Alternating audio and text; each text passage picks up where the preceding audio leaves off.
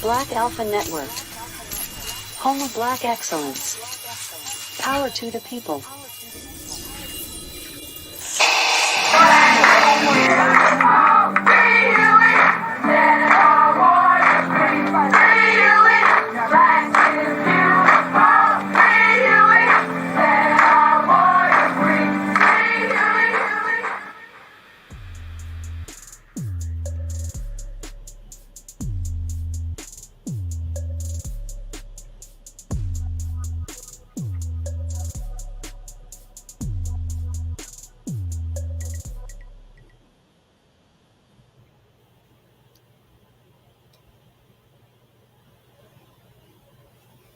Mic check 1 2 1 2. Mic check 1 2 1 2.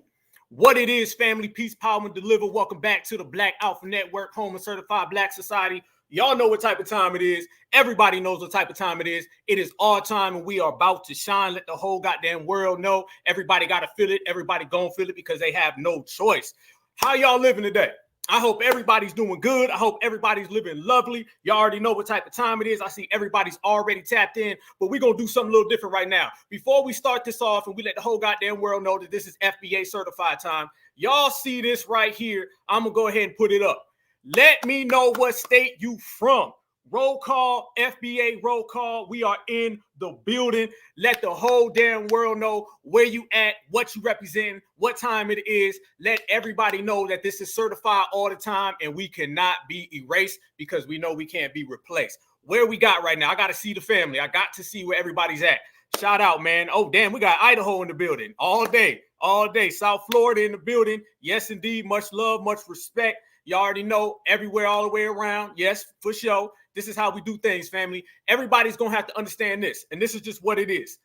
There is an erasure of our culture taking place, and we've been all understanding that for a long time. I see a whole lot of Florida in the building. Kentucky, I see you. Massachusetts, I see you. New York City in the building. I think I seen Watts. Shout out NOLA. Yes, indeed. GA in the building. Yes, indeed. Michigan in the building. North Carolina. Washington, Texas. Let's go. Las Vegas, Nevada in the building. Let's go. This is our time to shine, family. You already know what it is. I love that. There's nothing I love more, family, than seeing the roll call. Because when you see that roll call, that FBA roll call, it lets everybody know where we coming from. We coming from a whole lot of different angles, and we coming with the same energy. So when you could take FBAs from all over the goddamn world, and they are represented to the fullest and to the maximum, everybody already knows what's going to happen. Shout out to Illinois. I see you as well. Family, we know about this erasure. We know what's going on. We know every week there's somebody from a different place trying to erase us. I'm talking all the way from hip hop, all the way across the board into politics. Now you're seeing politicians teaming up with a bunch of washed up rappers, and they all got one thing in common. They all trying to get rid of foundational Black Americans. Like I said, though, you can't replace because we can't be erased and vice versa. That's the type of time that we are on. So, family, I'm going to tell you what we're going to do today. We're going to draw a line in the sand. We're going to draw a straight line in the sand, and we're going to let everybody know that foundational Black Americans, we're going to stand on 10, and we're going to stand on business, and we're going to stand on the lineage. You are not getting rid of us. All the games, all the hating, all this fake friendship out here, we ain't going for it because it's going to take us, all of us in the grassroots. To be honest with you, the Black grassroots, we are the last element of all of this stuff. I'm talking about go way back to our very first ancestor. We are the ones representing them, and we are the ones that are going to make sure that they get represented properly. If we don't get the job done, the job ain't going to get done. If we don't put in work, ain't nobody putting in work. It is all dependent on us, family, and that's what I love. That's what I love. I love it the best. I love it. We shine the best when the lights are the brightest. And family, the lights are bright as hell. And then we rolling. That's just the way it is. Lights, camera, and action. So we're going to represent FBA to the fullest. We're going to represent the lineage to the fullest. And we're going to G-check and we're going to regulate to all of these other groups who are coming out here and they're trying to make it look like they built the country. They're trying to make it look like they created hip-hop. They're trying to make it look like they did every single thing that we've done. All they do, family, is they sit back. They see what foundational Black Americans have done. They pull out their little eraser. They try to erase us. They call up all their little favorite politicians on the phone, and then they assist them, and then they try to put their name on it. I said this before, and I'm on record saying it, family. You had the slavery era. First off, you had the indigenous era. Then you had slavery. Then you had Reconstruction. Then you had civil rights. And now you have the reparations era. This is the lineage-based reparations era, and we are all a part of it. Shout out to Seattle. I see you.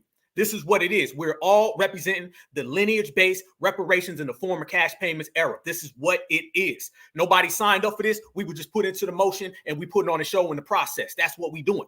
So as we sit here and we regulate everybody who's coming after us, and we know who it is. I mean, family, last year, all of these other groups, they were literally taking turns. They was passing the baton to each other. They was passing the baton. They were like, you go after FBA for 2 months. You go after FBA for 2 months. Pass it back to me. I'm going to take 2 months. Then we're going to pass it to them on the other side. Everybody wants to stop what we got going, but nobody can. That's the beautiful thing about it. So as we sit back and we've been watching these folks coming after foundational Black Americans, we've been seeing folks come after us. What we have to understand, family, is the first thing somebody wants to do when they want to erase your culture, they have to go back in time. See, they understand they can't deal with us right now. They understand that. They understand that very, very clear. They know that we are too certified and we are on game. So what do they have to do, family? They got to go way back and they got to go after foundational Black Americans that either A, aren't here anymore, or they got to go after foundational Black Americans who are here but can't really represent themselves to the fullest. So we have been protecting our ancestors. That's one thing we've been doing in this generation, family. We've been the ones protecting our ancestors. Everybody knows that. See, what they want to do is they want to bring in these people and tell them they created America. No, they didn't. They want to bring in these people and tell them that they created hip hop. No, they didn't. They want to bring in people from every element and just, give it off to them. They want to just give it off to them. They having a goddamn auction with what we done. So one of the things that they've been doing, family, and I'm telling you, let me say this right now. We are drawing a line in the sand. No more of this fake friendship. We're not playing that game no more. In the year 2020, anything, a Black person in America has no business running around thinking you got fake friends. We're going to address what's going on in the Middle East. We're going to address what's going on right here. And we're going to let everybody know.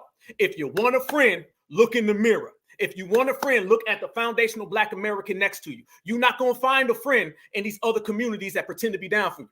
You're not going to find a friend in these other communities that try to mooch and leech off of you. Those days are over. Like Dr. Hendrik Clark said, if you want a friend, look in the mirror. You ain't got none other than each other. And I love it that way. I love it to where we can all build together. I'm not out here trying to make friends and buddies with nobody else. So when you look at what's going on in the Middle East, I ask this question to everybody. And I'm going to ask it right now.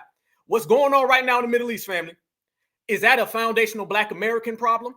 Should foundational Black Americans care? Should we give a half a fuck what's going on over there? Or should we do what we do best? Mind our own goddamn business, stay on our own goddamn lane, and do what foundational Black Americans have always done, and that's build ourselves up. We have no friends. Absolutely. That's the case right there. We ain't got no friends. And anybody who's running around here trying to force friendships on us, them days is over. Fam, we seen what it is. We know what it's like when they try to force these fake friendships on us. It don't ever work in our benefit. Folks run around here and they say, we got friends here, we got friends here. No, we don't. All right, that is over with. And it's on us to go ahead and draw that line in the sand. I'm telling you, fam, anybody who's off code, out of pocket, anybody who's running around funny style, any ops, we're going to put them over here on that side and we're going to stand right here on this side. And we're going to let everybody know that it's foundational Black Americans only. We move better and we move more thorough when we just hold each other down. All my certified sisters, all my certified brothers, we don't need nobody. We got everything that we already desired. How you know this? Because we built the country. Mind you, we built this country by our goddamn self. We sustain this country by our goddamn self. Anything that people like about America, they like it because of us. And guess what? We did it by our goddamn self. So today, on this episode of the Black Alpha Network, Black Alpha Cast Certified Live family, we're going to do the same exact thing, and we're going to do it by our goddamn self. We're going to regulate, we're going to G-check, and we're going to put anybody who thinks they're a fake friend, anybody who wants to say that they created hip-hop, anybody who thinks that they're going to democratic shield us, they're going to shame us into voting blindly. We're going to put all their asses on the corner like it's trash day, and we're going to toss them the fuck out the FBA compound. If you feel me, family, let's go to work. So the first thing you do when you go to work, and the first thing you do when you start representing them ancestors, family, you go back to the people who created reality. You go back to the people who built this same country that everybody wants to run to, hop to, skip to, jump to, fly to, swim to. Everything that they want from America, they have to understand they got to wipe their feet at the door. We say these folks are guests in our house. They ain't even guests, family. They ain't even guests. Hell no. No. They bystanders. They just walking by. You cannot step in this compound unless you will represent foundational Black Americans. So, family, one of the things I want to talk about, we're going to talk about who really created hip-hop, okay, foundational Black Americans. We're going to talk about who built America, foundational Black Americans. We are going to talk about how we have no friends, and we're also going to talk about how ain't nobody out there bigger than Michael Jackson, family. We gonna start this off with a bang. Certified salute to the whole goddamn family. Let's represent this the right way. Fam, when people want to come after foundational Black Americans, what we have to understand is this. One of the main tactics that they try to use whenever they're trying to shame us or steal from us, they have to go after people who cannot represent themselves. When Michael Jackson was here, these folks were sitting back marveling over Michael Jackson. They wish they had a Michael Jackson. They wish that they could come out. How many documentaries every year, family, do they make that are anti-Michael Jackson? Somebody tell me. We're going to start this off. We're going to go all the way down music, not just hip hop, music. Somebody was out there saying foundational Black Americans think they created all forms of music. You goddamn right. And foundational Black Americans also created this goddamn country you standing in. You damn right. The difference between everybody else and us and this generation, family, is that we put the goddamn flag next to it. That's what we do. We put the flag next to every single thing we do. That's why I said this generation and this era is all about us. You are not going to erase this generation. This ain't the Edmund Pettus Bridge generation, okay? We are going to do what we feel like doing. You ain't got to like it, but your ass gonna have to accept it era. That's the difference. We ain't out here saying, can we all get along? We ain't out here saying, if they go low, we go high, all lives matter, or any weak ass term that they came up with. One thing about us in this generation, we will not allow the erasure to happen. Let me say that one more time. We will not allow the erasure to happen. We're going to do what we do, and we're going to put that FBA flag on one side, certified Black society. We're going to take that Black power fist, we're going to put it in the air, and we're going to let every single person know when you step to our plate, you're going to have to deal with us, whether you like it or not. Family, right there on that screen, that right there are the two people that we can look back. You have the godfather of soul, okay, which is really meaning the godfather of music. And then you have the king of music, not the king of pop, okay, the king of music. And every single year, you're seeing more and more people coming after Michael Jackson. And what we have to understand is Michael Jackson is very, very pivotal in this generation, in this era, okay? Because the way they come after Michael Jackson, family, that's really the way they want to come after us. They use the same model. They use smear tactics, slander, hate, and every week they got a new documentary saying, did you know Michael Jackson was really this? Or Michael Jackson was really that? And they tell lies on Michael Jackson. Think about it. Who are the only people who are really out there representing MJ? Who? It's crazy that as everything goes down, the only loyal people to Michael Jackson, the king of music, are foundational Black Americans. Yes, Black excellence. We are in the building. Yes, we are the only ones who've been holding that brother down. We were the only ones holding down James Brown. Those two people right there are the most monumental and pivotal people of modern history in terms of music that globally affects the planet Earth. And we are not going to let nobody come after them sideways. And that's what you've been seeing. You've been seeing all of these articles every week. Just this last week, family, there were 2 articles that came out. And both of the articles that came out, literally, family, were trying to tell us that somebody from some other community was the next Michael Jackson, was bigger than Michael Jackson. They broke all Michael Jackson's records. Y'all heard it time after time and time again. That's what they always try to do to us, family. They always try to tell us how somebody's breaking Michael Jackson's teeth. They feel if they can bring down Michael Jackson, then they can slide their way into it. Everything affects everything. We working today. Everything affects everything. So what they do to our foundational Black American legends, they're going to do to us on a grand scale. You feel me? If they say they created hip hop, then they're going to say that we created America. As a matter of fact, that's what the Democrats are already doing. Joe Biden, Kamala Harris, Barack Obama, all of them say that immigrants built America. Why did they say immigrants built America? Because they're trying to replace us with them. Now they're saying that Puerto Ricans created hip hop. They're trying to replace us with them. So if they can replace Michael Jackson with, let's say, Taylor Swift, then what you think gonna happen? A couple years from now, they're gonna try to say that Taylor Swift created music and she's the queen of pop. She's the queen of music. Then you're gonna have the damn godfather of soul, and it's gonna fuck around and be Justin Timberlake. It has all happened before. Ain't nothing new under these suns, baby. Ain't nothing new under the sun. Right here in foundational Black America, we done seen every single tactic that they've ever used. None of that stuff works. And that's why they don't like our generation, family. They don't like our generation because our generation is the generation that tells everybody, no. That's a goddamn lie. That's cap. That's bullshit. You ain't getting that off on us. That's the difference between us and them, okay? So what we have to understand is we got to represent this to the fullest can. Nobody come around and do this. Ever since Michael Jackson passed, family, they've been milking this man from cradle to beyond the grave, all right? Everyone, even people who are his friends, Okra, they be the main ones throwing him under the bus. There's an article every single week saying how somebody else broke Michael Jackson's records. Family, let me show you this right here. Check this out. I'm sure a lot of y'all seen this. This, and I'm not lying, family, this was literally just this week in a matter of 2 days. 2 days, family, all right? This came out. On the left side, you will see a story about Taylor Swift and the dominant societies gloating about Taylor Swift. This is what it says. This is what it reads. It says, Taylor Swift's Eras Tour movie opens up to 128 million globally. Michael Jackson was making that shit in America, point blank, breaking the record for a concert film previously set by Michael Jackson's This Is It in 2009, 74.3 million. Family, they know goddamn well that woman ain't on no at all category or level with Michael Jackson at all. They better brush their goddamn teeth when they talk that shit, because that is cap, all right? There's so many elements and factors to why she opened up to that, and it's not even giving us the main statistics. Let me say this, fam. They don't even give us the real statistics when they tell these. How many times have y'all seen these articles? How many times? Every single year. This year alone, I literally seen 11 different stories like this. I seen another 20 last year. So-and-so broke Michael Jackson's record. Now, y'all know that Michael Jackson's record, man, that got broke by so-and-so. You don't even be knowing who these people are. And they're always talking about how they broke Michael Jackson's record. No, the hell they did not. Anybody who was there, I was there, and I'm sure a lot of y'all was there. You cannot compare none of these people. As a matter of fact, you take every single person that they say broke a Michael Jackson record, put them all on one goddamn page in one goddamn room on one goddamn song. It ain't touching Michael Jackson's Thriller album or any of his albums. You go all the way down the list, all the way up the list. Can't nobody touch Michael Jackson by no means.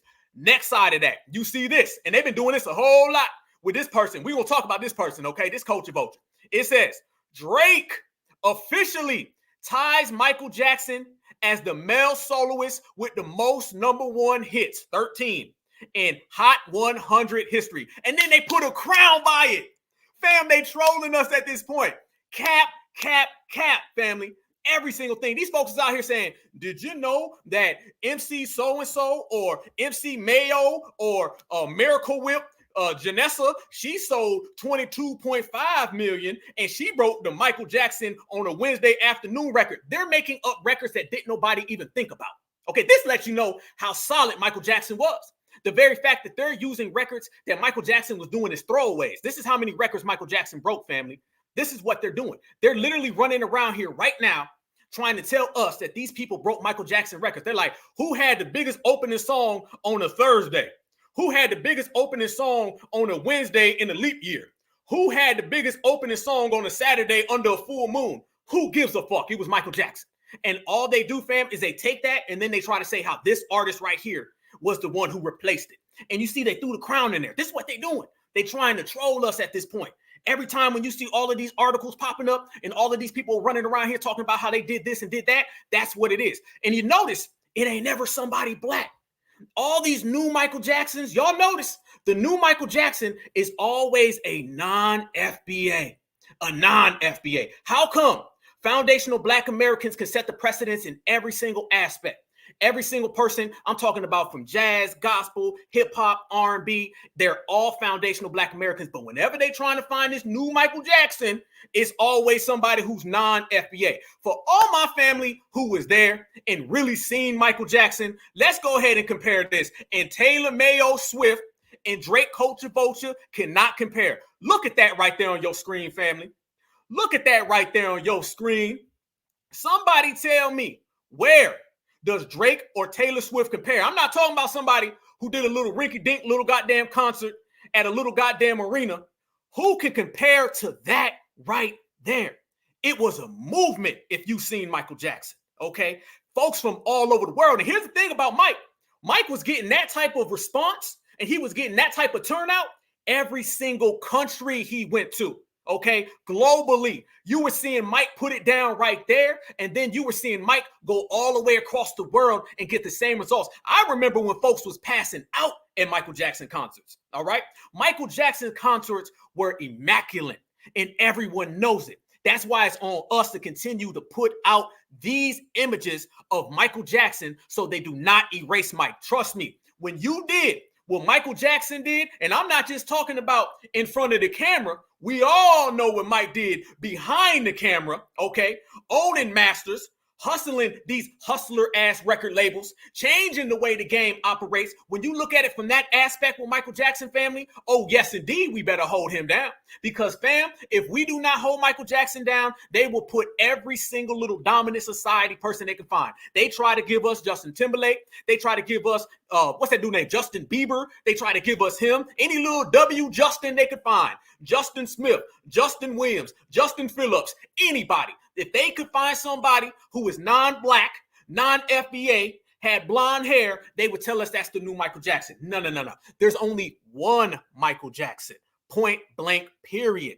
And I'm going to let every single person know that all of these folks running around here trying to claim that they are bigger than Michael Jackson, this is all a play. This is all a hustle. This is all a scheme. Shit like that, family. These articles that pop out every week, these documentaries that pop out every week. Why y'all think this happened? Now, it's funny, when Michael Jackson was here, they were making up bullshit documentaries about him. They were slandering his name. They were giving him false allegations and accusations. They were giving every single thing towards Michael Jackson when he was here.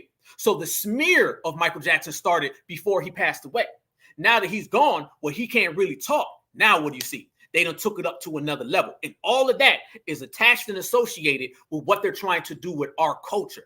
Telling you, you start at the top musically. If they can get Michael Jackson family, everybody else is going to fall. They come up with stuff with Tupac every single goddamn week. Oh, Tupac got convicted of this. Tupac got convicted of that. Next thing you know, family, you're going to see Tupac everywhere. Matter of fact, you have. Y'all remember them t-shirts with Tupac and they had the rainbow on them? If anybody can Google that for me right now and DM it to me on Twitter, okay? DM it to me. I want to post that. The picture with Tupac and it's got rainbows. Because the people who own Tupac's estate are not the Shakurs, okay? They are some dominant society people who actually hustled the Shakurs out of the actual legacy. So they've been running around here putting Tupac anywhere they can, put Michael Jackson anywhere they can. They've been doing this all the time, family. This is the way they move. This is the way they operate. And we all know they do this because they cannot replace you. This is what they do all the time. But if you want to talk about trolling and you want to talk about disrespect, we're going to take it to another level. And y'all know the culture vulture Drake, we're going to talk about Drake here because a lot of folks were scared to go at Drake. They was tap dancing, okay? I'm not scared of a goddamn culture vulture from Canada that's got pink fingernails. I'm sorry. I ain't scared of it. A lot of folks was super silent. And right here on the Black Alpha Network, I was one of the only people that called out Drake for all of that shit he was talking about in that song when he was talking about, I had you whipped and chained like American slaves. Now, remember, he said American slaves, and we know why he put American on there. He put American on there because he wasn't trying to upset anybody else. He said, no. Let's make it clear. I'm disrespecting them. Don't think I'm disrespecting y'all dominant society or anybody else's society. No. I'm talking about Black Americans, okay? It's cool and okay to disrespect them and their ancestors. So let me put American on it so there's no confusion. And I called him out. Called him out from day one. So a lot of folks been running around here allowing Drake to get away with a lot of foundational Black American hate, saying a lot of things about foundational Black Americans that we, if anybody else said, would all agree that that is some backstabbing tether culture, point blank all day long. As a matter of fact, if somebody from Africa came out and said, I had you whipped and chained like American slaves, oh my God, it'd be World War 15, okay? We'd skip every other war. That right there was Drake right there, family. You tell me how any different is that than his blackface picture? Y'all tell me, because I guarantee you, when he go around them other folks, he don't do that. He don't do that when he be around other folks. You right. Yes, indeed. Blackface Drake, all in the building. Right there. Imagine if anybody else did that. What's that dude? Big Smooth Groove, that big Nigerian dude that be running around eating goddamn fried chicken and watermelons. Family, that ain't no different. Like I said before, Drake ain't nothing but the mulatto Eminem. That's all it is. And the disrespect and the cosplaying of our culture, that's one thing. But to go around, family, and to disrespect American slaves, that's a whole nother one. And I'm telling you right now, I don't give a damn who you are. I don't give a damn how pink your fingernails are. If you disrespect are foundational Black American ancestors, you better be ready for the smoke because I'm going to bring it.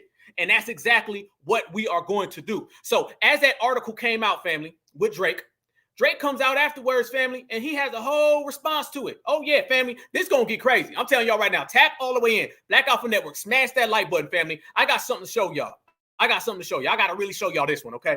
So they say Drake broke another Michael Jackson record. Every week, it's like Drake broke this, Drake broke that. A lot of these records we can't even account for. We be like, what record is that? I don't even know what fucking record that is. Okay, cool. That's one thing, family.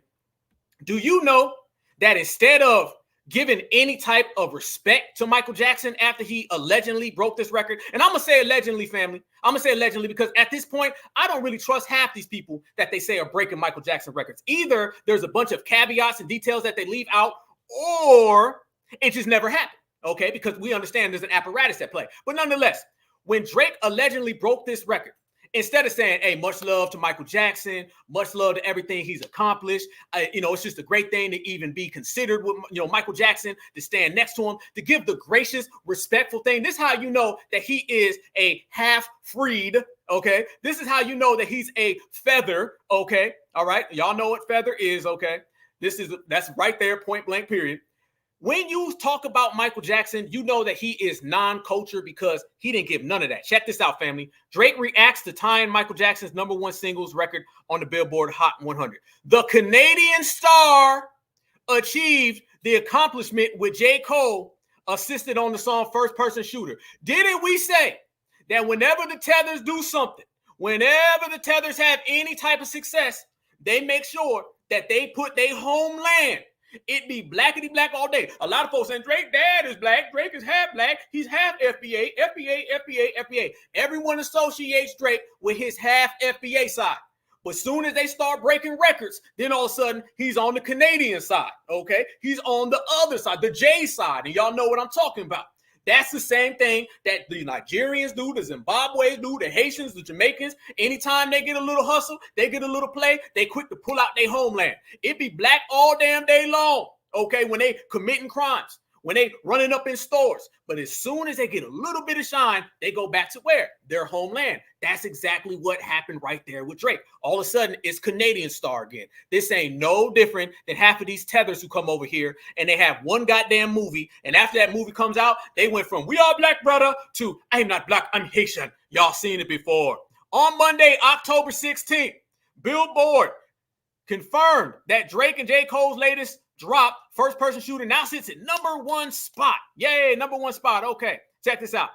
Notably, the achievement, they say notably the achievement, it also means that the Canadian rapper, there goes Canadian again, the Canadian talent, now he's a talent. See, look, fam, this is what we be talking about. This is why we got receipts, y'all. It went from the half FBA rapper to now all of a sudden he's a Canadian talent. So he's just a goddamn talent. Slowly moving your ass away from foundational Black American, moving you away from just black in general. Now he's a Canadian talent. He went from a half FBA rapper to a Canadian talent. This is why we bring the smoke. This is why we call it out. And this is why we putting that FBA line in the sand. Smash that like button. We already got 400 people in here in 30 minutes. Let's give that FBA energy, y'all. Our generation. Now, it says the Canadian talent has now tied Michael Jackson's record on the aforementioned chart, which places him only behind the Beatles, Mariah Carey, and Rihanna. Then they move forward. But check this out, fam. This is where it gets real. Trust me, this is a Black Alpha exclusive. This went under a lot of people's eyes, and a lot of people didn't check this shit out. Okay, they said, respectively, in response, he took to social media to share a photoshopped image of the late pop star rocking an OVO Al hoodie. Let me say that twice. He went on social media, family, to share a photoshopped image of the late pop star rocking an OVO Al hoodie. He also shared the same context about his personal record in an Instagram story. Family, family, family, family, family. Instead of showing respect, paying homage, saying salute to Michael Jackson, One love, it's great. The thing that all foundational Black Americans have been raised to do, okay? Anybody with some respect for the culture would do. Anybody with respect for their elders and their legends, the people whose path was laid out for you. Instead of giving him that type of love, he just says, let me Photoshop a picture. That man Photoshopped a picture of Michael Jackson. And at that point, family, that's basically saying, fuck you. I'm the king now. I'm trolling you. And Black Alpha got the goddamn picture, family. How many people done showed y'all that? That right there was the picture that Drake posted on his Instagram.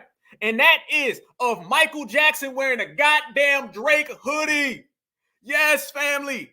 He put up a Photoshop picture of Michael Jackson, the king of music, Gary, Indiana, certified foundational Black American, wearing a damn OVO Owl hoodie.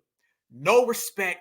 Quite frankly, a spit in the face to not only Michael Jackson, but a spit in the face to the whole lineage, heritage, and culture. That same disrespect that he gave when he said that shit about have you whipped and chained like American slaves.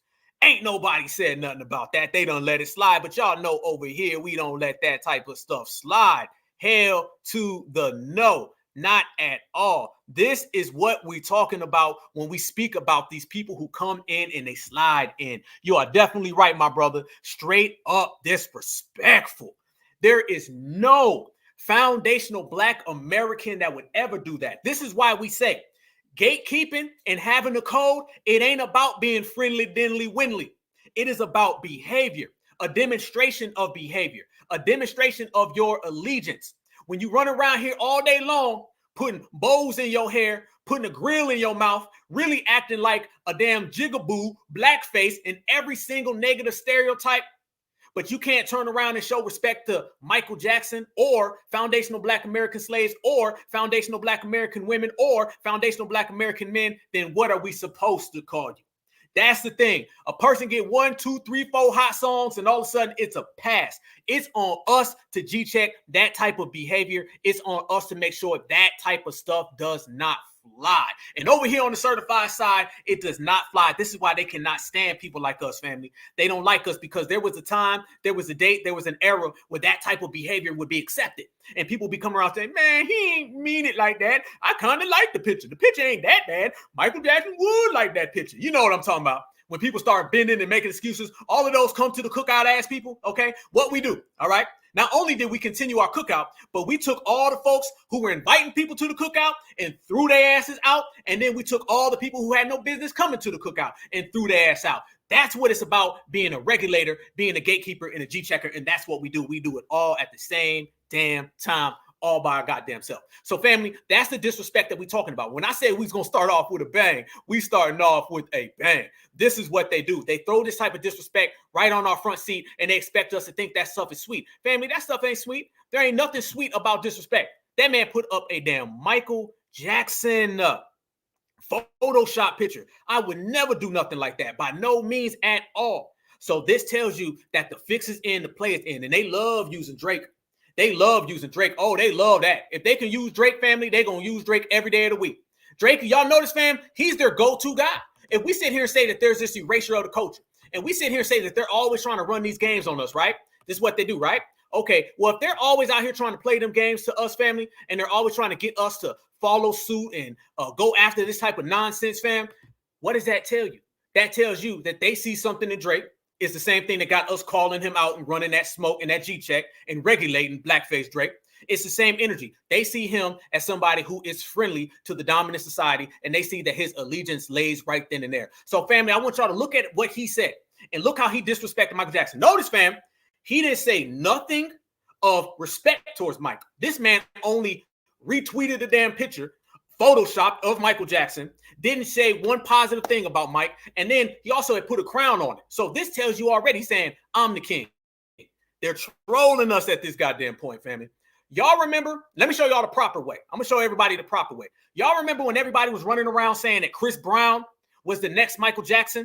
Look at the difference on how Chris Brown handled that opposed to Drake. Look at the difference. Chris Brown addresses people comparing him to Michael Jackson.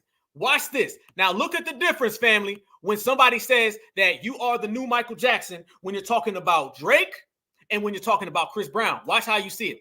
Chris Brown has put an end to any and all comparisons between him and Michael Jackson. This is what it says.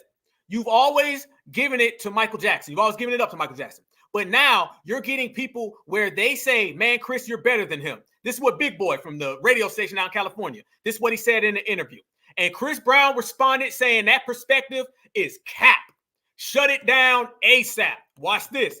When asked how he deals with the comparison, Brown said, I stay the hell out of it. I kind of back off it. My personal take on it is I wouldn't even be breathing or even be able to sing a song if that man didn't exist. So I don't know if they look at it as a Jordan Kobe thing, but I can't even look at it like that. Jackson is light years ahead. There's no comparing with him, no competing with him. Hell no. I got Shriners of this man hanging up in my house. Hell no, I ain't better than Michael Jackson. Salute to Chris Brown. That's how you show respect. That's the foundational Black American way. Anything other than that is disrespectful. So salute to Chris Brown, because if somebody says this and you can still give it a love and you can still show love and respect to the situation, you show respect to the situation. And Chris Brown put an end to all of that. Drake didn't do that. Drake said, man, fuck that. I'm about to make a goddamn picture, Photoshop, and I'm going to have Michael Jackson wearing my stuff. All right. Michael Jackson, basically what he's trying to say is Mike is a fan. That's what he's saying. He's saying, Michael Jackson, you my goddamn fan. I run this stuff. And this is why you get what you get. And this is how they come at foundational Black Americans. So salute to him. Usher did the same exact thing. Usher came and he shot it down. Usher was like, nah, we ain't going there. We're not going to ever do that, because we were raised as foundational Black Americans to show respect. All right. We were raised that way. If we feel that somebody is giving us due or just due, even if we may feel that we're better or we know we're not better, we're still going to be graceful and we're going to speak proper. That's the way we were raised. I'm telling everybody, man, we move different. You can see every single element of the way we get down versus the way somebody else get down, and it's night and day. We are respectful people who show real, homage to the leaders, to the legends, to the heroes, and we would never step on their feet. We would never, ever disrespect them. So salute to Chris Brown for that answer, and it's always a certified salute to Michael Jackson, the king of music. And when you talk about the king of music, not only does Michael Jackson show everybody the highest levels on how to get down, Michael Jackson also was very, very indicative of foundational Black American culture. See, they were always, when Mike was alive, trying to associate him with all these other cultures because he was the cool guy. But Mike used to always stand on 10 and be like, no, I'm black. I'm black. Hell no. They'd be like, Mike, you're really white, right? Don't you want to be white, Mike? Huh? Tell us. Mike be like, no. Hell no. Everybody knows about the other side of Michael Jackson, the side that they ain't really want to show, right? Well, as everybody's running around here right now, trying to hate on us, trying to disrespect Michael Jackson. Every week there's a new record that someone's broken, which I think is bullshit, but that's another story. Michael Jackson came out a long time ago. So with all of this discourse and all these fake debates that they're trying to draw us into, Michael Jackson came out a long time ago, and he told everybody who really created all forms of music right here in the United States of America. And the most beautiful thing about our certified foundational Black American legends, and that goes for Michael Jackson as well, we have receipts that not only is Michael Jackson the king of music, but certified foundational Black Americans are the architect of all popular music. They don't want to listen to us. Let Mike speak to them personally. And they manipulate our history books. The history books are not true. It's a lie. The history books are lying. You need to know that. You must know that. All the forms of popular music, from jazz to hip hop to bebop to soul, you talk about the different dances, from the cakewalk to the jitterbug to the Charleston to breakdancing. All these are forms of Black dancing. And they manipulate. Family, right there, point blank, period. Let Mike say that one more time, because, they're going to always try to come back on top of what we say and say it ain't true. Let Mike say it not once, but twice. They manipulate our history books. The history books are not true. It's a lie. The history books are lying. You need to know that. You must know that. He said the history books are not true. That's the same thing that we're talking about. We're going to draw parallels between what's going on right now and what Mike was saying. This ain't no different than when Dr. Claude Anderson was telling everybody the type of hustles that they're going to try to run on us in the future, right? It's the same exact thing. Dr. Claude told us how they're going to bring in all these people and replace us. And if you listen to Michael Jackson from the musical side and the entertainment side, he's sitting there saying the same thing. The history books are not true. The history books are always going to paint a picture where foundational Black Americans were just here. We're lost. We don't know who we are. We didn't create nothing. And you're literally seeing it come from Michael Jackson as he speaks to us right now, live and in living color, that they will manipulate the history books. They will manipulate everything they can to make it look like we didn't exist and we didn't create what we created. So Mike was calling this stuff out way back in the day, and you can still see it right now.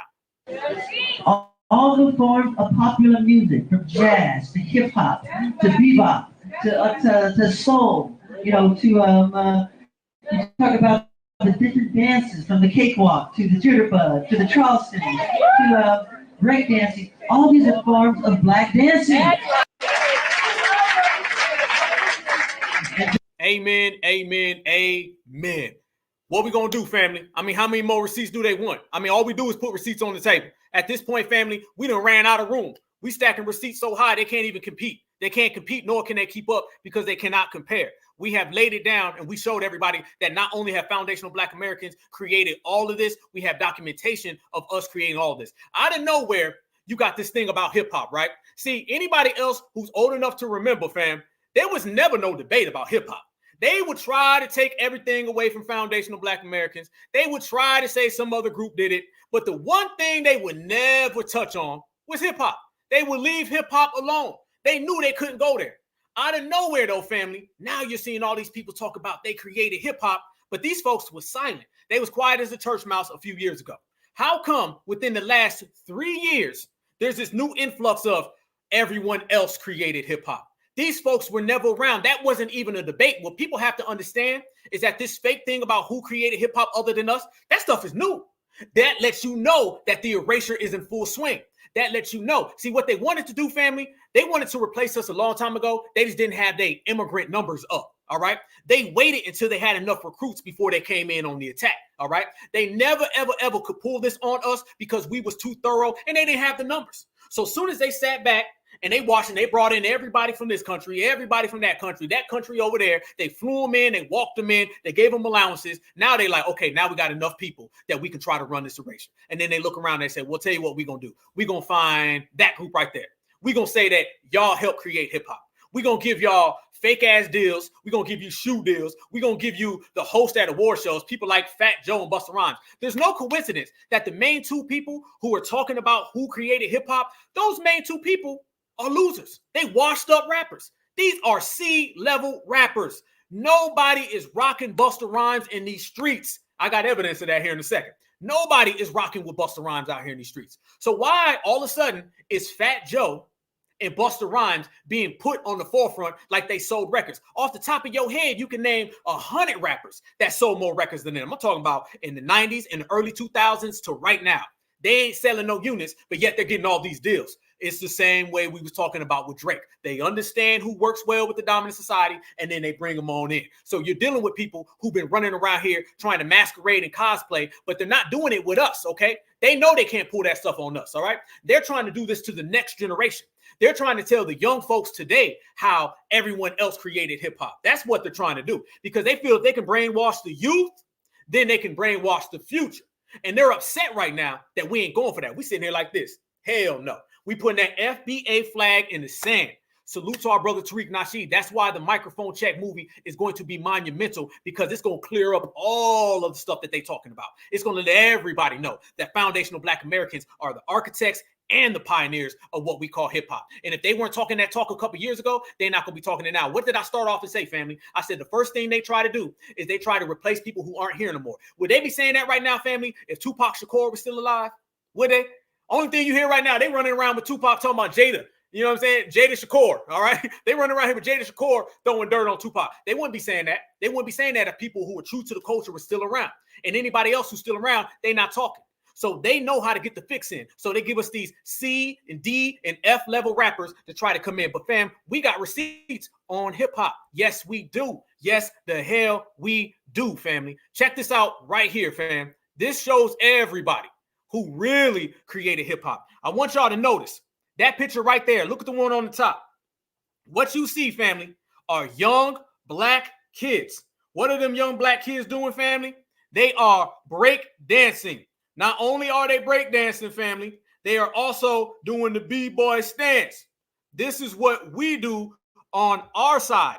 They don't have any pictures of their community doing anything like that. They don't have any photographs of their community doing anything like that. We talking about young, foundational Black American children beatboxing, breakdancing, and the b-boy stance. This culture comes from us. This culture is rooted in the pocket of foundational Black Americans. You cannot take hip-hop culture or any of this culture and try to put it off on one borough, try to put it off on one community, try to get us a D-level rapper who ain't selling no damn records that people don't even want to see no more. You cannot get them to try to put that lie off on us. When you look at us, you see it. When you look at them, they doing that picture right there at the bottom. Go there. Where are their versions of us that they do us so good? If they do us better than us, then how come they don't move no records? How come they don't make no type of impact? How come they ain't set no trends? Every trend that they've ever set has been one that goes back. Every trend that we set is one that goes forward. Think about it. They ain't got no versions of us because they can't stand next to us. And it's goddamn time that we just get real with it and we start telling people, you cannot stand next to foundational Black Americans. And if you really want to go there and say it right, tell them you can't fuck with foundational Black Americans. It's either that or you're going to get Busta Rhymes or Busta without the rhymes. You're going to get Flab Joe, and you're going to get all this hustle with people trying to come around and say how they created the country. You're going to get the Canadian talent, okay? You're going to get a fake Michael Jackson Photoshop picture. It's either we put it down and we let everybody know that this is all about us, or everybody else is going to come in and they're going to try to act like they're us. I have no hard feelings at all about G-checking and regulating, especially when it comes to the culture. If you are ever going to turn up, if you are ever going to put your foot down, if you are ever going to let the whole goddamn world know what you are about and what you stand for, then family, you got to do it when it comes to this lineage. We are always under siege. There's always somebody coming out here trying to cosplay us, trying to steal from us, trying to act like they're us. You name it, they going to do it. So guess what? They name it, then we gonna roll. We gonna ride and we gonna hold it all the way the hell down, and we ain't doing it alone. We got the whole certified family rocking there right there with us. So not only did Michael Jackson, the king of music, come out and say it, then let's talk about the person who really was the number one influencer of hip hop. And this man right here is a certified foundational Black American. You cannot find this man in Puerto Rico, nowhere, but you're gonna find him right here in the land that foundational Black Americans created. We got receipts today. What do you think of music around today, especially things like hip hop and Run DMC and the Beastie Boys? Well, those are poor copies. Well, not poor copies, but they're copies of what they thought I was doing in the '60s, like let the brother rap. And see, I started the rap music, and what they're doing is things I did years ago. But see, rap music is kind of a variation. I mean, it's like the end of a James Brown song, what we would do at the very end. What do you think of music around today? Right there, point blank.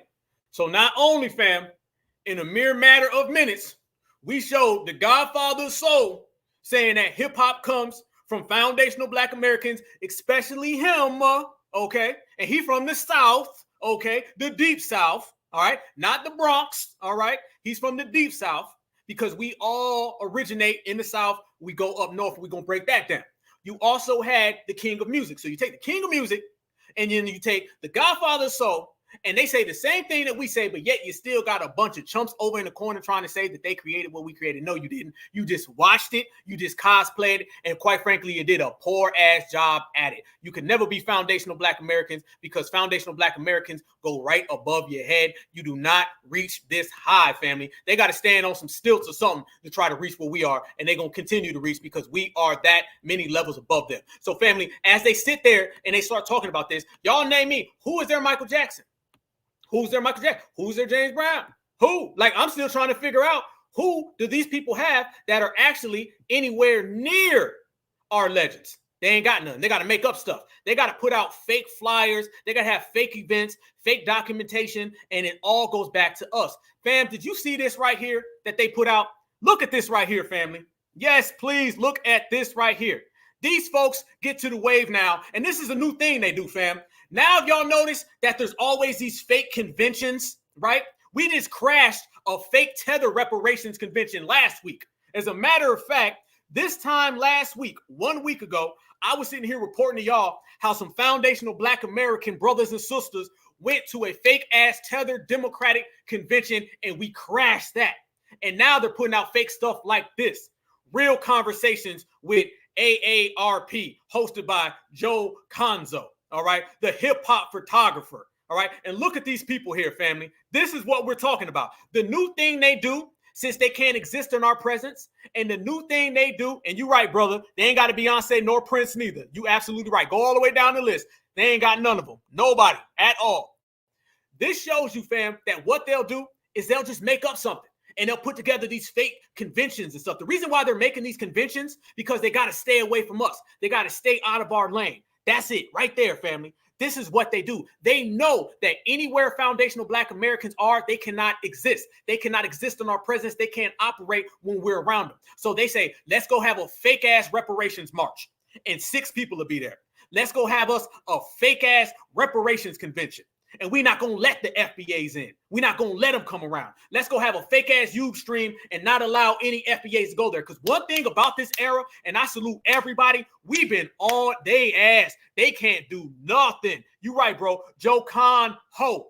Yes, with the emphasis on con and another emphasis on ho. Yes, indeed, bro. That's what it is. They know that they cannot be anywhere around us, so they're having all these back alley meetings, all these back alley gatherings. Then they're always doing this in secret. Every single week, something comes across my timeline or somebody DMs me and says, hey, Black Alpha, did you see this fake-ass Freedmen Bureau thing they're about to have, which includes Latinos? No lie. They got that coming up.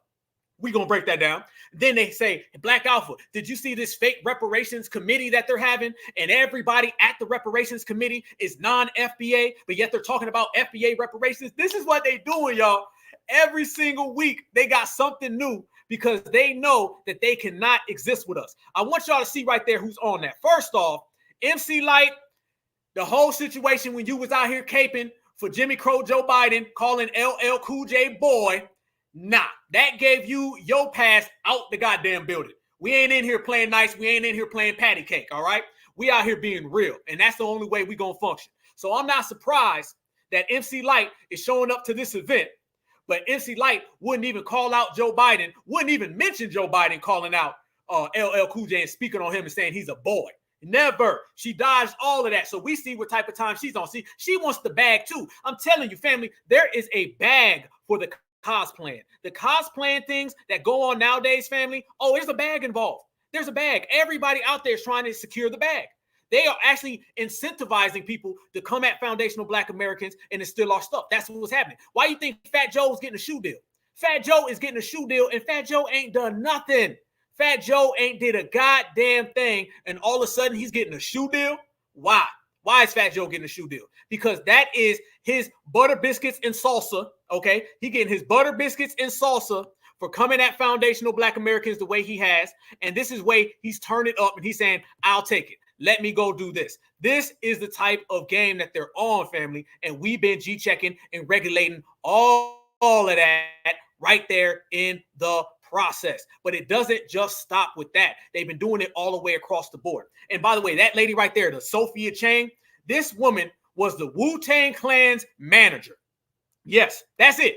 That's her things that makes her a pioneer, okay? She was the Wu-Tang Clan's talent manager.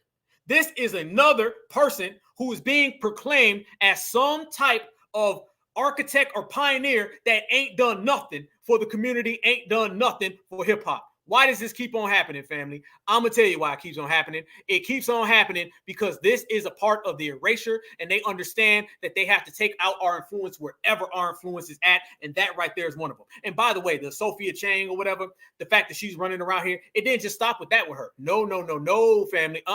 She started popping up in other places because they're having these other committees that only they sanction, all right? That only they really know about them.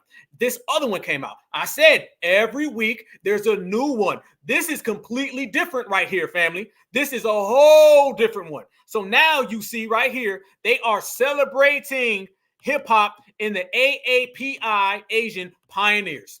Family, I ain't lying. I am not lying to you at all. You see it. So not only did they have the one with Colazo and MC Lights, now they're having this other one, and neither one of these have anything to do with actually being a pioneer of foundational Black American hip hop culture. If this is the case, family, then we all pioneers. Can I just be a pioneer because I went and bought a bunch of CDs? All right, I bought CDs, so I'm a pioneer now. All right, I used to listen to my rap music loud. All right, I bought all the Tupac albums. I guess I'm a pioneer now. This is what they're doing. They're trying to loosen up the terms, and the more loose these terms are, the more they can slide people in. Check this out. They're talking about hip hop, and they're talking about the Asian pioneers. Family, they're not just talking about people who listen, people who may have done something small. They're trying to associate them with pioneers. But check this out. The guy says, one of my earliest memories of hip hop is hearing Warren G's 1994 classic Regulator. 1994. These people are starting at 1994 and trying to tell us that they're pioneers. You ain't no pioneer come 1994.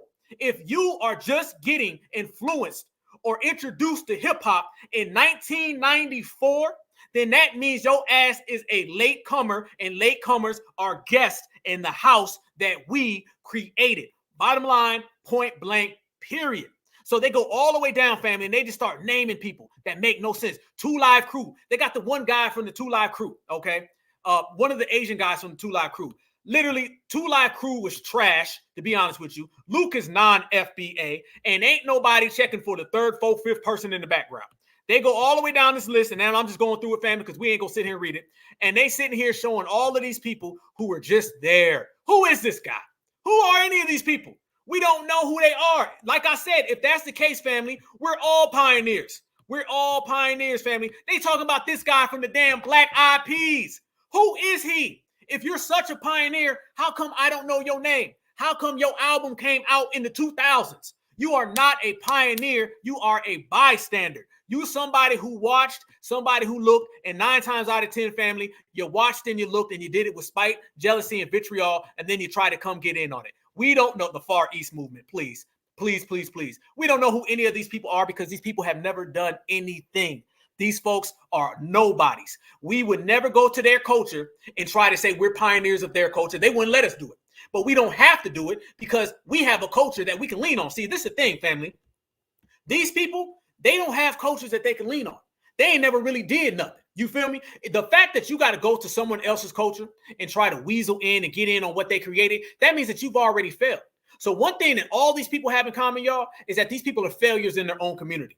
By the time you got to come to foundational Black America, and by the time you got to try to get in on what we created, that means you've already failed in your community over and over again. You wouldn't be here if not.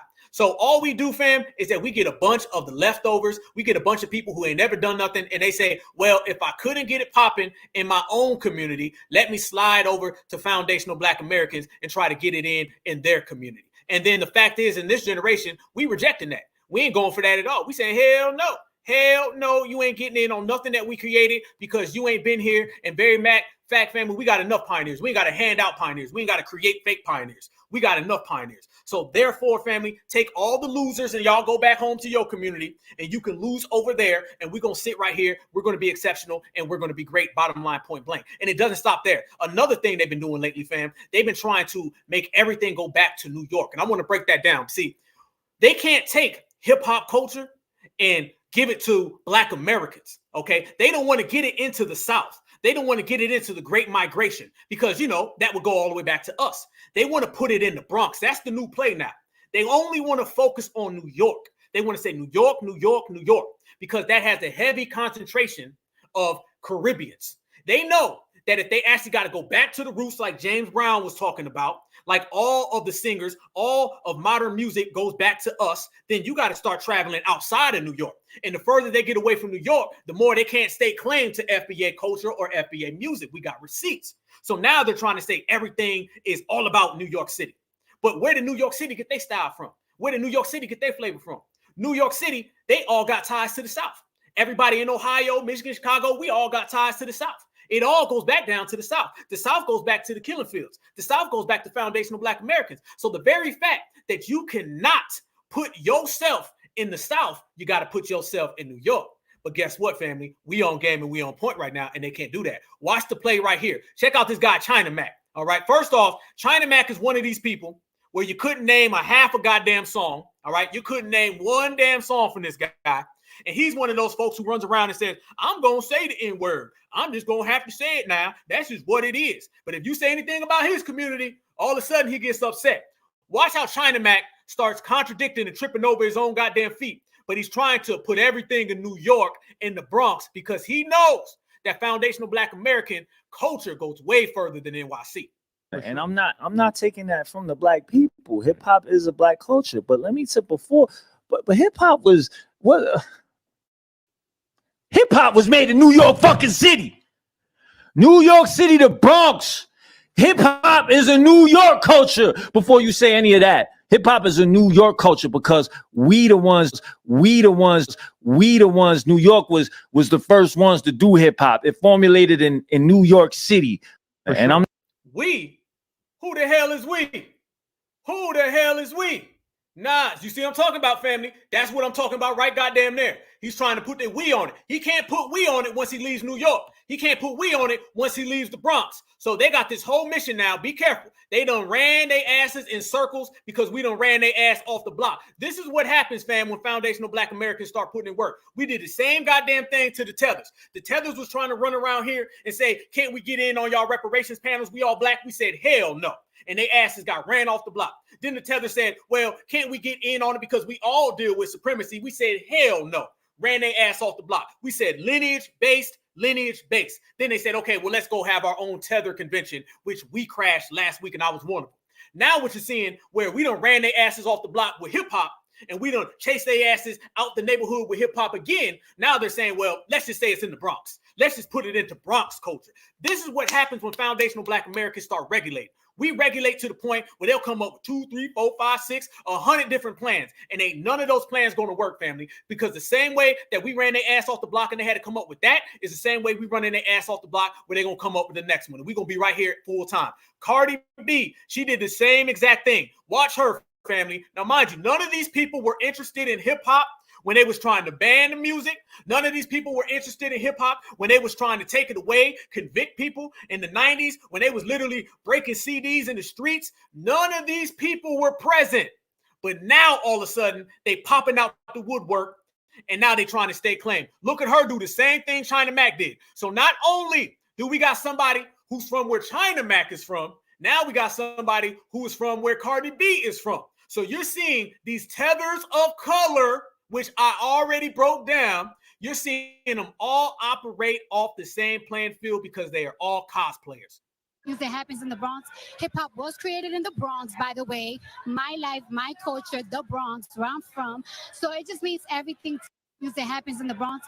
Hip hop was created in the Bronx, by the way. My life, my culture, the Bronx, where I'm from. Right there. Right there. Notice, family. First off, notice how she was trying to get real smug, right? Mike out there, Mike there. The only culture she knows is getting on her goddamn knees. All right. That's the only culture. All right. And I'm not talking about getting on your knees to pray. All right. That's the only culture she knows. All right. Now, Offset, he may be dumb enough to marry her, but real people, nobody takes her serious at all. We understand all she is. She's a bop with a microphone. All right. That's it. That's about the only thing that she's ever accomplished in creating hip hop, understanding hip hop, the lineage, the culture, the heritage is something that goes over her head like the damn ceiling. Point blank, period. But you see, again, they're both coming from that same angle. What's that angle, family?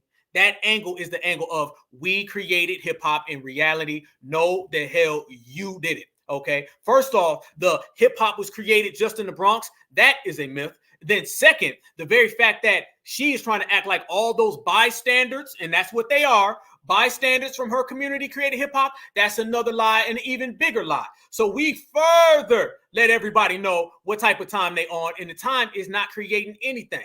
The only thing she's created is bad music, all right, and headaches to anybody who listens to that bullshit. We know goddamn well that foundational Black American culture was created by foundational Black Americans.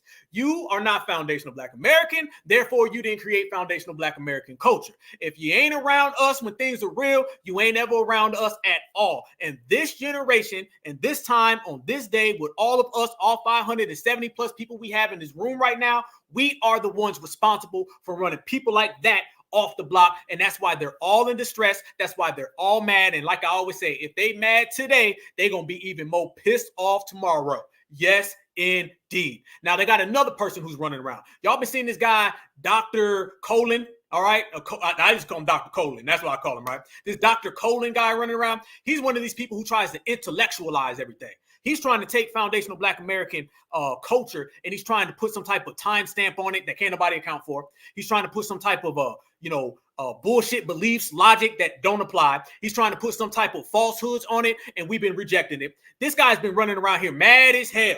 And what you notice, fam, is all these people who are upset at foundational Black Americans for calling it out, they always come at FBA specifically. Yes, they always come at us specifically. Why do they come at us specifically, fam? Because they know they can't handle us. That's what it is. I told you, these motherfuckers got to get in groups. You'll start seeing a person from this side of the country with someone from this side of the country. They don't get along at all, never do. But when they want to come at foundational Black Americans, they got to team up. That shows you how strong we are. That's the proof in it. We so strong that we make ops against each other team up because nobody can see us one-on-one, mano-a-mano, face-to-face, eye-to-eye. Hell to the no. So you got this guy who been running around and he been on a crusade. He been right next to Fat Joe. He been right next to Busta Rhymes. And they both been running around here trying to pretend that foundational Black American culture is a Bronx thing and not a FBA thing. All right. This is what they're doing. And once again, they don't like the fact that not only do we G-check, not only do we regulate, not only do we gatekeep, we also run that shit out the building. Watch this guy right here, family. Watch the lies he starts trying to tell. Watch the nonsense and watch the way we break down every single thing he says, and he ain't got nothing to stand on. That's how certified we are, and that's how non-certified they are. Check it out. Watch the lies, watch the hatred, and watch how it starts off talking about foundational Black Americans, but then it slowly goes into how FBA culture is really their culture. FBA culture is really about everybody. They're trying to all lives matter every single thing we do. Before we go much further, fam, let me say this. Fair use, fair use, fair use. Everything in this video is meant for commentary, and everything in this video is meant for educational purposes. So fair use. Yes, indeed. Watch this right here, family, and y'all let me know. Is this guy capping to a whole nother level? And his foundational Black Americans gonna call it out? If you said yes, you damn right. Check it out. When I say a Black thing, we're referring to the foundational Black Americans. Now, let's talk a little bit about some of the stuff that they say, okay? Some of the stuff that they say, the leader of the group, Tariq Nasheed, lives in California, Los Angeles, LA. And, in LA, there's a lot of tension between the Mexicans and the African Americans, or the foundational Black Americans. It seems to be a lot of tension there, okay?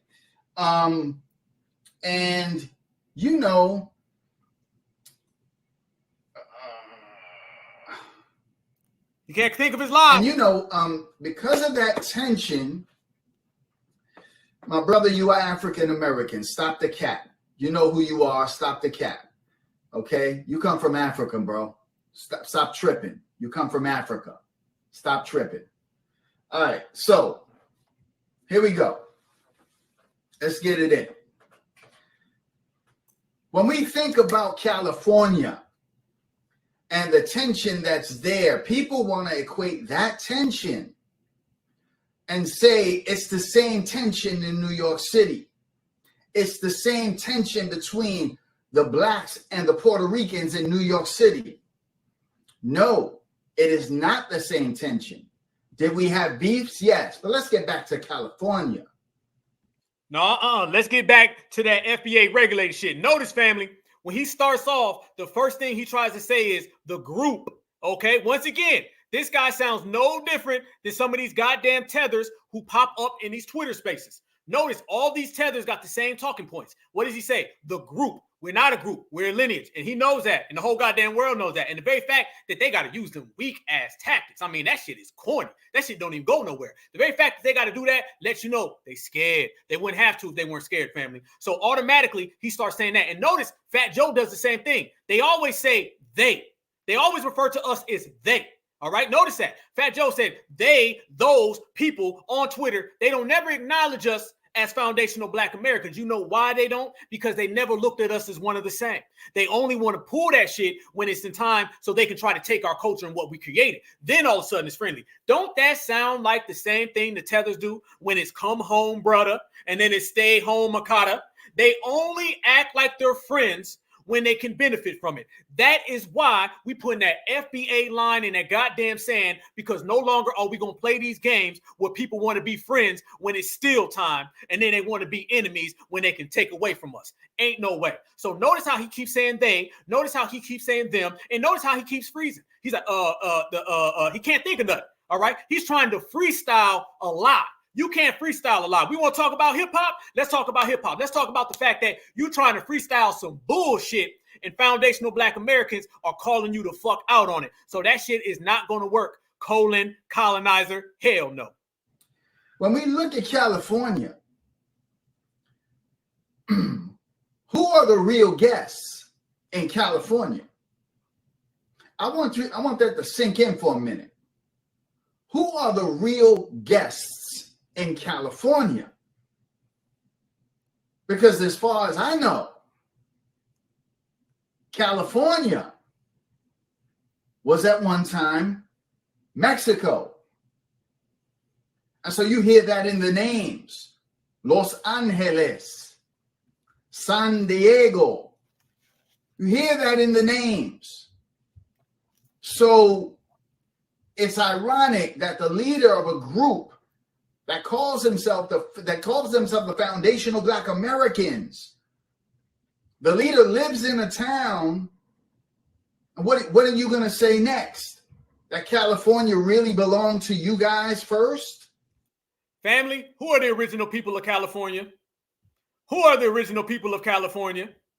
Exactly. Goddamn right, homie. What we're going to say is that everything was foundational Black Americans first, because that's why it is foundational. This guy may not understand what foundation means, okay? Let me give him an FBA history lesson, and let me give him an FBA course.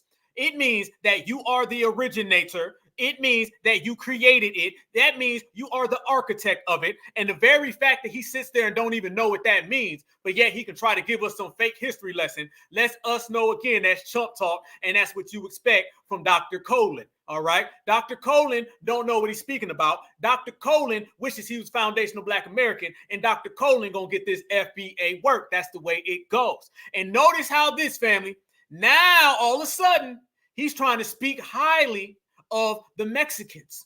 Any other time you ever talk about them, people from where he's from and people from where they're from, they got a rivalry. They don't like getting called each other. You call one the other, they get mad. Yes, the fuck they do. Look at boxing. In boxing, if one of their fighters fights another one of their fighters, it is all out civil war. It's the same thing Fat Joe did last week when I was showing y'all. Fat Joe was sitting there talking about one day they're going to be a Mexican Eminem. It's the same thing. So didn't we say that all of a sudden opposite don't get along with each other at all? When it comes to foundational Black Americans, now they want to start bigging each other up. Now they want to make it look like they friends. Now they want to make it look like they all on the same page. Hell no. He feels the same way about the Mexicans on the West Coast that he feels about the Mexicans in the East Coast. Only difference is now he's trying to use them as a proxy in his anti-FBA hatred, the same way Angie Martinez tried to pull that shit, and the same way Flab Joe tried to pull that shit. And we waiting for him around every single corner. Y'all smash that like button. We got 600 people in here. The regulating continues. No.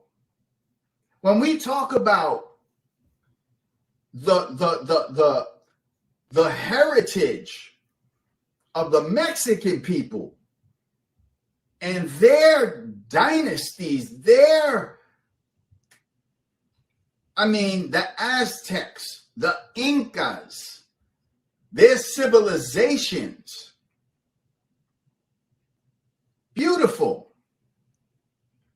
So don't continue to try to say that the only people on the planet Earth that did anything worth anything culturally, in every music genre, in every dance, in every facet of humanity, was the foundational Black Americans.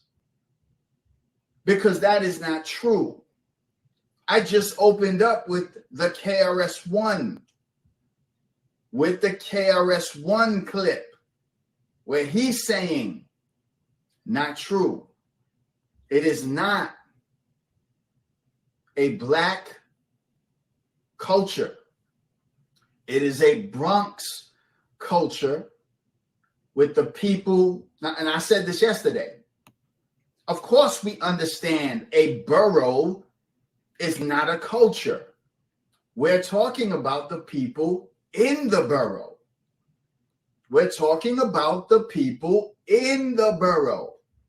And who was in the borough? Caribbeans, African Americans, and Latinos, mainly Puerto Ricans. When you look at Harlem in its heyday, the people that were opening up stores and shops in Harlem were Caribbean people. These are facts. The Southern migration, when they came, is different. Freeze right there, family. Right there. First off, he said they again. Notice how when he said the Southern migration, he froze. He didn't know what to say. He goes, the Southern migration was different. He's trying to get his thoughts together because he know he about to lie. Watch this right here. Didn't we say they're always trying to disconnect the South? They're always trying to do it. He starts talking about Harlem in its heyday. Harlem in its heyday was the Harlem Renaissance, and that was fueled by foundational Black Americans in the Great Migration. The Great Migration started in the late 1800s, and it went all the way up to about 1970. A lot of folks who live up north right now, we are only second to third, maybe even sometimes first generation Northerners. Let's get that right. So if there was a great migration of Black folks who came from the South during the 1800s all the way through the 1900s, what you talking about? Y'all was heavy and y'all was at y'all heyday and y'all had so much influence. Who really had influence, who really brought the style, who really brought the flavor was the Southerners who left from Georgia, North Carolina, South Carolina, Virginia, and they went right on up into New York City. That's why the majority of people that you know from New York, they got kinfolk from Virginia down to both the Carolinas. Let us proceed. Watch the lie and watch them freeze up. In Harlem were Caribbean people. These are facts. He's thinking. The Southern migration, when they came, is different. What? It's different? Where? Tell us how. Tell us how it's so different. I want to know. Tell us why the Southern migration is so different. Jorge, tell us why, Jorge. I'm trying to figure out why. Okay, why is it different? He didn't even tell you why it's different. He just said the Southern migration is different. I thought he was trying to act like he was dropping receipts. What kind of receipt was that? I ain't seen no receipts there. They never mentioned the Southern migration because the Southern migration puts an end to all of that. They cannot sit here and talk about this influence that they allegedly had without mentioning that foundational Black Americans came up from the South and they created all of that style in New York that eventually ended up becoming hip hop. I don't give a damn if you get KRS-One, KRS-2, KRS-3, 4, or 5. I'm going to tell his ass the same thing. This is a foundational Black American culture, and it all goes from the North back down through the South, and the South back to the goddamn killing fields. Anybody who tells you different is a damn lie, and that goes for Jorge or anybody else. It's Caribbean people in Harlem that are opening up these shops. So back to what I want to know is why you consider it a Black thing. Foundational Black American. That's who I'm talking to. I'm not talking to African Americans. I'm not talking to those who know. Now you continue to go back to the music. It's the music. It's the music. Let's get those likes up. It's the music. But the foundation of hip hop culture is not the music. Stop. The foundation of hip hop culture is not the music. It's not the music. Okay. The music gave way to everybody even meeting up. The music goes back to the killing fields of the South. When black folks were in the South, you wouldn't know about that because the people who are from your community, Jorge, who are black, y'all act like they don't exist. Google them right now and see how well those black folks down there are treated. It ain't too good. See, you're dealing with people who represent being black and understand the culture versus somebody who has always denied their blackness. So we're not surprised that they're trying to deny what foundational black Americans have created because they don't even represent the black folks who are from their homeland. You go on down there and them folks are all 12 shades darker than midnight and they act like they don't exist. Look at them on the Census Bureau. So the very fact that he's saying it ain't about the music, he wants to take it away from the music. Why does he want to take it away from the music? Because he feels if he can take it away from the music family, he could take it away from us. Black folks was in them fields and they was singing and they was humming and they was creating this culture that trickled down to everything else. So to sit here and tell us that hip hop music was not really about the music, the reason why he does that, family, is because he does not want to admit if you bring up the music, you got to bring up jazz, you got to bring up gospel, you got to bring up rock and roll, you got to bring up every genre of music. So watch the same way they dodged speaking about the South is the same way they dodged speaking about the music. They want it to be just about breakdancing and b-boy stances. When you know that foundational black American culture is a collection of all of the above. So he said, why do we think it's about FBA? We don't think. We know, homeboy. Check this out. This right here was the foundational black American Great Migration. Notice how they dodge, they duck, they spin, they twist, and they turn, and they run from this right here, family. Look at that right there. That right there is hip hop. That right there is gospel. That right there is jazz and rock and roll. That right there is America. Because without those people right there, that's highlighted in the green, would nobody be right here in this country. He wouldn't be sitting there saying what he's saying. And none of these folks who come over here with spite, jealousy, and vitriol for us would be able to even speak. That's all about us. They cannot unroot us from our root work. Let me say that one more time and double back. They cannot unroot us from our root work. We are too embedded in this country. And that is what this is all about. We are the only lineage that is so associated with the United States of America. I'm talking about past, present, and future. I'm talking about mind, body, and soul. I'm talking about in the soil. And it makes everybody mad because they cannot come here and hustle us. And we are the first era, the first generation that says hell to the no. You are going to respect us in our homeland. You can go back to the African American that was running around here saying, I'm not really no damn American. America ain't never done nothing for me. And that shit didn't get us nowhere. Now we saying we are foundational black Americans. We built this country. This country is all about us. And you're going to have to deal with it, respect it, because we know you cannot check it. That is the difference. And that has created this new wave. And this new wave has created a new time. And this new time has created a new breed. And that breed has swept over the whole damn world. That's why everybody wants to come here. That's why everybody wants to get in on it. And that's why everybody is talking about FBA, and it's FBA versus everybody. All eyes on us. And that's the way it's supposed to be. Because whenever we let people run around here and they start misjudging our culture and speaking all these falsehoods, you get stuff like that. You get a whole bunch of lies, things that don't add up. He sat there and talked about the Great Migration as if it didn't exist. Okay. Where you get all that flavor from, huh? See? Yeah, you know where. You got it from us. And you just like everybody else, China Mac or whoever, Cardi B, all of them. They all come here and they got to be like foundational black Americans, but they pour copies of it. And we just telling them that they are. And they ain't got to like it, you know, but they're going to have to understand that this is our land and we are the ones that afforded them the opportunity to even come here in the first place. So when you look at that Great Migration and you look at the way we traveled, we took everything with us. We took it all with us. We got our game together and then we took it on the road.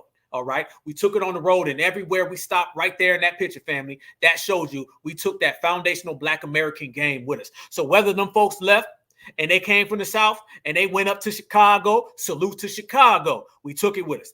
They went out to the West Coast, California, salute to California, went with them. They took it on up to Seattle, way up there in the West Coast, took it with them. Ohio took it with them. Indiana took it with them. New Jersey, New York, Pennsylvania took it with them.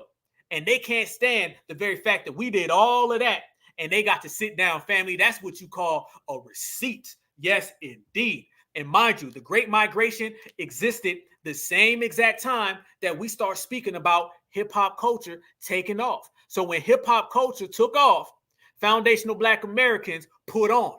And every time foundational Black Americans put on, we do what we do best, and that is put on a motherfucking show for the world to see. And that's why the whole world want to be like FBA, but they can't be. Yes. So he continued to talk that talk. And notice, family, as he continues to talk the talk, now all of a sudden, he ain't even talking about music no more. He starts just talking about FBA because this is what it's really about. All this we created hip-hop, all this we created this, that, and the other thing, family, this is about we're jealous. Jealousy is a hell of a drug, and these motherfuckers high as hell.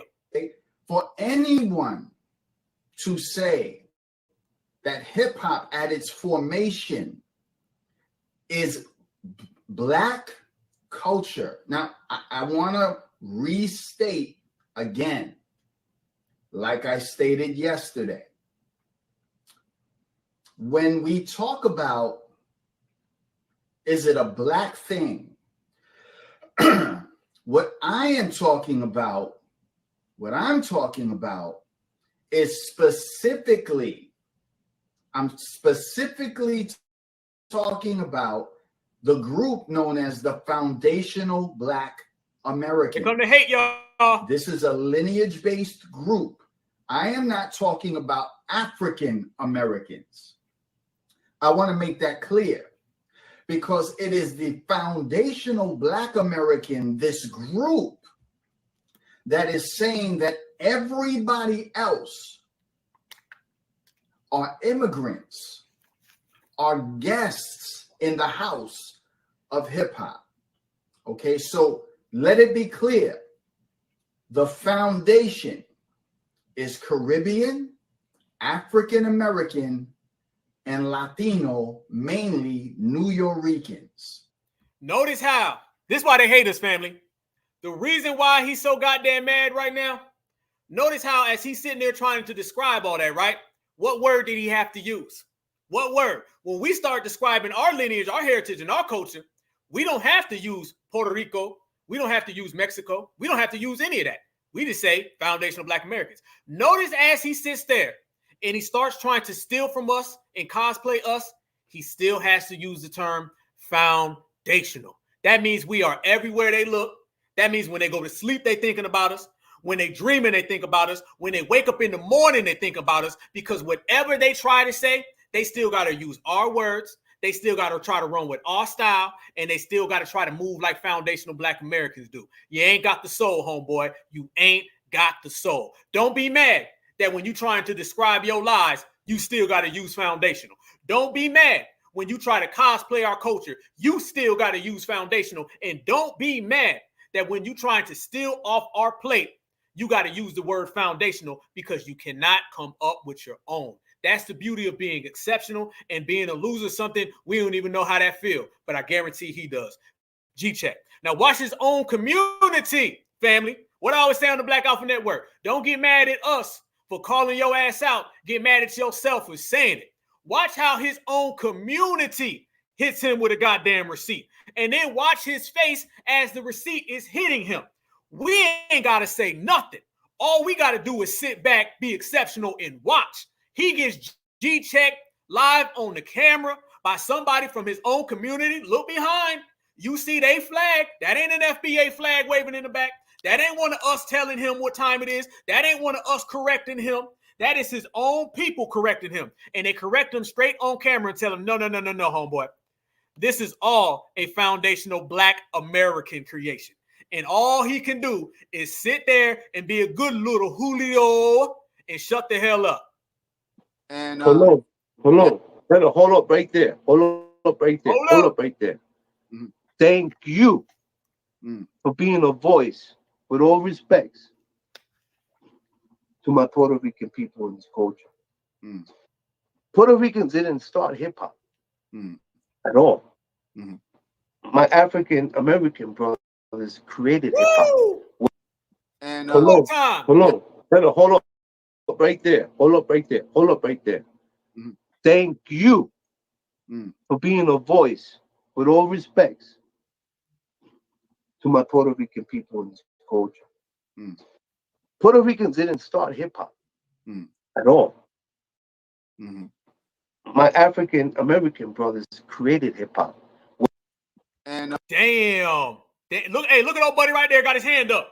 That hand up right there is him saying, stop, be quiet, hush, don't say a goddamn thing. Listen. And he got G-checked by his own people.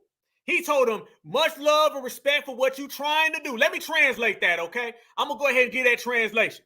He's saying, much love and respect for what you're trying to do, homie. But get it right, get your shit correct. Y'all did not create a goddamn thing. Foundational Black Americans did. So in essence, family, he got told the same damn thing from his people that we tell him. It's got to be a fucked up feeling to not only get G-checked by foundational Black Americans, but to also get G-checked by your own Puerto Ricans. Goddamn. So with that said, we closed the book on this guy. Case closed, checkmate, G-check, round him up, ran off the block, never to be seen or heard from again. When you come around foundational Black Americans, you can run your mouth, you can talk, but you ain't seeing or saying shit. Bow down. G-check. All we got is receipts, baby. How many times we gonna win, man?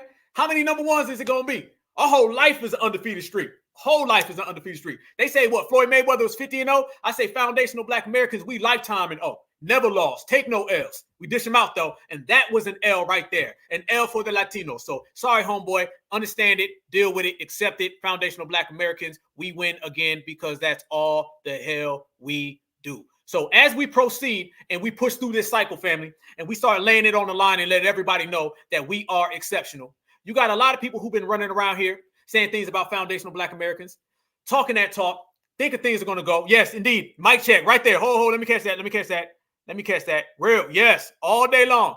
That was a mic check in real life. Mic check 1 2 1 2. That was a mic check. And he had to bow all the way down. He got G check and mic check. Damn. It's great to be FBA. Yes, it is. Every day, all day. So not only do we run people like him off the block, we get them the hell up out of here. Not only do we continuously say things, sometimes, family, we just sit back and watch the way things play out. Watch it. Y'all know how Buster without the rhymes been running around here talking about some, Caribbeans created, because he's on the same type of time too. He's been the main one running around here saying all these lies about foundational Black Americans. Well, he got invited to, I want to say, Delaware State University. Yes, a lot of y'all might have seen this video, but we're going to play it anyway because, G-Check is in service. He got invited to Delaware State University, and he thought it was going to be love. He thought it was going to be a great time. He thought he was going to go there. Didn't I say they always want to go to our young folks, right? They don't want to come to us, all right? Anybody who is older, if you are 25 up, 30, 40, 50, 60, they don't never come at you with that bullshit. They walk around you. See, one thing about these cosplayers, they know who and who not to pull that shit on, all right? And they know they can't pull that on us. So what they do is they try to go get to the young folks. They want to go get to the 19-year-olds and the 20-year-olds who aren't really there yet and are still being influenced, right? So Buster without the rhymes, I guess he thought he was going to go to Delaware State University, and he was probably going to go there the same way he was at the award shows. And let's get it straight now. Caribbean started hip-hop. As soon as they announced this man's name, family, the crowd was like, what the hell is this? Crowd said, fuck to the gnaw. Ain't nobody checking for no Buster without the rhymes. And I want y'all to listen to this right here. And as we always say, fair use, family. We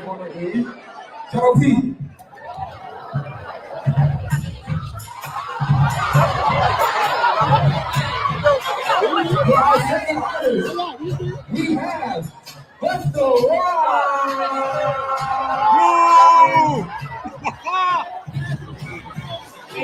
Hey, hold on. We got to see old buddy's face all the way. Look at old buddy. Old buddy's like, what the hell?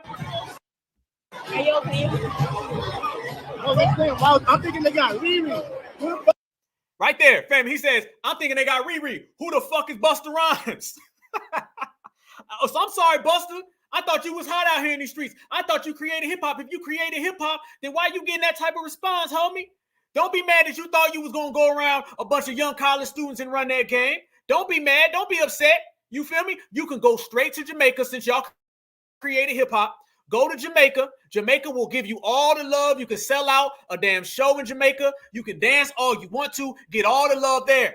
You ain't getting none here. And they laughed at his ass. The crowd said, boo.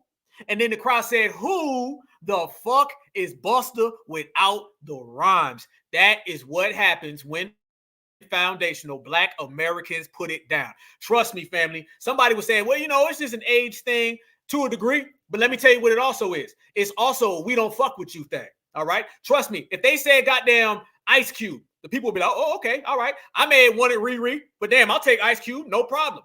If somebody came out there and they said, well, you know, we're going to give y'all Snoop Dogg. They'd be like, well, shit, I know Snoop. They came out there and said, Busta Rhymes. And they said, fuck no. Busta, you can take your ass all the way the fuck back home because you have no place here when it comes to foundational Black Americans. We do what we do and you stay on over there. And it's funny how all of these people who say that they co-created hip hop and they did all these great things for us, then they can go over there and they can go get their money from their people because our people evidently don't fuck with them. That go for the older, that go for the younger, that go for all the above because we understand. Despite the jealousy, the vitriol, and the envy. We understand all that. We understand that when these people come over here, what they feel about us. More and more has been coming out, family, based upon receipts. Receipts are a powerful thing. Receipts are a powerful thing because back in the old days, they used to tell us a lie, and Black folks would run with that stuff for years. It don't happen no more. They say something, and we say, no, hell no, calling it out. We know receipts when we see them because we the ones putting them on the table. So we know when people come over here, all the things they say about foundational Black Americans, all of these outsiders, all of these tethers of color, and we've been putting them out there on a day-to-day basis. Family, look at these people right here. This right here represents how these folks come to America and they feel foundational Black Americans owe them something. Look at this right here. And this proves the fact why we have closed that door, put some locks on that goddamn door, and we ain't dealing with nobody. Look at these people come here and they say, well, y'all foundational Black Americans need to get it together. So either somebody's going to come over here and steal from us, or somebody's going to come over here and they're going to hate on us. And 9 times out of 10, they're going to do both. Watch these hating ass folks hating on foundational Black Americans when they wouldn't even be here if it wasn't for us. This is why we gatekeep and this is why we regulate. To some degree, there was a difference between African Americans and Haitians, Jamaicans, and things like that, right? Yeah. If you look at today in Miami, Haitians are the new African Americans. The biggest gang in the federal prison and in state prison right now in Florida is the Haitian Mafia. Yep. It's the Haitian Mafia. Because we study Black American history, because we didn't see the traps that they went through. Now you go in the corner, you're gonna see a Haitian dude our age, homeless, on drugs, fucked up, because we came here not knowing what this system would do to Black people. Right. We lost little Haiti. You get what I'm saying? Completely. So any Black person from Jamaica, Haiti, Ghana, to be genuine, you have to study Black American history because they got the longest fight with this cracker. And you got to see how this cracker go. What they did to them, they waiting to do it to us. They wait. Freeze. Family, notice how he talks about they came over here and they had no idea about what's really going on. Do you understand? So when we say these folks ain't got no concept, when we say these folks hate on us, it's funny how when you start dealing with these people who come over here, they don't ever understand foundational Black American struggle, but they know damn well where to go find the nearest Karen. You pull up Karen, they be there in 2 goddamn seconds. So they can find Karen real quick. They can find Ken real quick, but they never seem to know what foundational Black Americans have been through. That's what we talk about when we say these people actively work against us, and that's why we've been delineating and separating. This is the same type of time that you're going to get from Mr. Jorge. This is the same type of time you're going to get from Fat Joe. It's the same type of time you was going to get from Busta without the rhymes. These folks come over here and they hate on foundational Black Americans openly, and yet they claim we don't really understand what's happening. We don't really get it.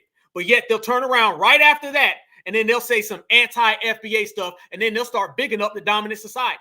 So the same people who claim they don't know Black American history, they damn sure seem to know W history. They know W history so much that they want to get next to them and they want to date them. What do I always say, family? Don't let nobody tell you different. Immigration is really about proximity. These people want to be next to Karen and Ken, and they pass it off for every other reason. Oh, I ran from my homeland. Oh, I didn't understand this. No. You knew what it was. You ran over here because you wanted to jump into Karen's arms. So watch how old buddy right there said all those things about foundational Black Americans. And he said, we don't know your history. And then watch how his homeboy comes and says this. Yeah. Oh, I don't. Bro, my parents came here at 30 years old. That's why. When you think about it, put yourself in their shoes. Yeah. Oh, imagine going to another country at 30 years old and restarting your whole life. Yeah. All over. That shit is fucking crazy. Yeah. And you can't speak a lick of English. Can't even speak their language. That's bro. why I ain't gonna lie. Like, I hate when people be like, "Oh, you're lucky," and stuff like that. Oh, I hate when I hate when people gripe and be like, "Oh," like especially like I feel like Americans, because I mean we in America, so Americans who have lines and lines and lines and lines of family here and they complaining, I'd be like, bro, I don't want to hear nothing you got to say. Right, bro. I ain't never met my y'all sat there and kept fucking up. Each generation, y'all just keep fucking up. Yeah. And don't listen how he sounds, brother. Listen, watch him start getting real serious now. Now he starts getting real serious. This is how he really feel about foundational Black Americans. Listen to all the spite, the jealousy, and the envy. 1 minute ago, old buddy on the far left was sitting there saying, oh, we need to understand because they go through it. And we the new African-American down in Haiti. You know what I'm saying? Or excuse me, say Haitians are the new African-American in Miami. That's what he tried to run with, right? Now watch how old buddy getting madder and madder as he speaks. This is what they come over here with. And it goes for all of them. This is why we call them TOCs, Tethers of Color. Don't figure out, okay, maybe I'm fucking up. Look, what's the right way to do this shit? Exactly. And then want to point the finger at the white man, like, oh, the white man did it. No, fuck that. Figure out what the white man doing and then try to capitalize off the shit. America is based off capitalism, nigga. They learn how to capitalize and capitalize. They think we lucky, but they don't realize. I mean, I don't know if you had to go through this shit, Gary, but you was down south, nigga. I got off the bus Haitian Friday. every time, get my ass beat, bro, just for being a Zoe. Being Haitian, that's it. I got picked on. I never got my ass beat. That's it. Always getting jumped. I couldn't even sit in the back of the bus. Stop. Listen to that, family. They're trying to make it look like we oppress them. This is what I'm always saying, fam. They think that foundation, they're oppressive. This is how far they are from reality. This is how gone they are. This is why we say you cannot deal with these folks on no level. This man is literally sitting there trying to tell us that he is oppressed. He said he can't even sit at the back of the bus. He thinks he's the Haitian version of Rosa Parks. And he thinks foundational Black Americans are the oppressor. But yet they want to turn around when it's time to take from us and say some shit about how can't we all get along and we all Black. Now, I guarantee you, if you start talking about reparations, then all of a sudden he's going to find a lot of love for us, a lot of commonality. We're going to be friends. This is what we talk about, family. There's no love. They want to hate on FBA every day, all goddamn day. Y'all could have busted that's where the motherfuckers were. Y'all saying we really talking about racism. These Black people is racist too. Y'all used to beat the fuck out of us. I had to run soon as I got off the bus. Take off to try to get to the crib, bro. Some Rosa Parks, nigga. What? We lucky? Right. Nah, y'all only say that now because we done made a way. We done took over the shit. Not a Zoe's taking over the shit. You just literally said 2 seconds ago that y'all are down in Miami getting locked up left and right, and now you're sitting there saying that you came here and didn't have to face the dominant society, didn't have to face the system of supremacy. You came here and had to face us. These people work against foundational Black Americans. These people are TOCs. I don't give a damn about their feelings. I don't give a damn about their feels. I don't give a damn about what they say, their story, your homeland, what you ran from. You can run your ass back or get your ass ran out. Nobody is going to come to this country and try to tell me that we are the ones that oppress them, while foundational Black Americans are the reason why you're even here. And we've been the only people who ever stood up to the dominant society. What kind of world is that, family? The only lineage that has ever stood up to the system of global supremacy is the one that these folks are trying to tell us that we oppress them for. Police. That's the type of logic that they're on, and that's the type of logic that we've been canceling out. But it doesn't stop right there. You have all types of articles that they put out left and right. This is that same Babylon that we always speak of. This is why we say, family, if you want a friend, look in the mirror. We ain't got no friends. All we got is certifieds, and I'm cool with that because when you turn around, you start getting things like this. Look at this story, family. Look at this story right here that I came across. This is another one of those FBAs are so mean. FBAs need to be nice to us. FBAs is so bad. Look at this. This sounds exactly like it was written from those clowns that were sitting there talking. How African Americans and African immigrants differ.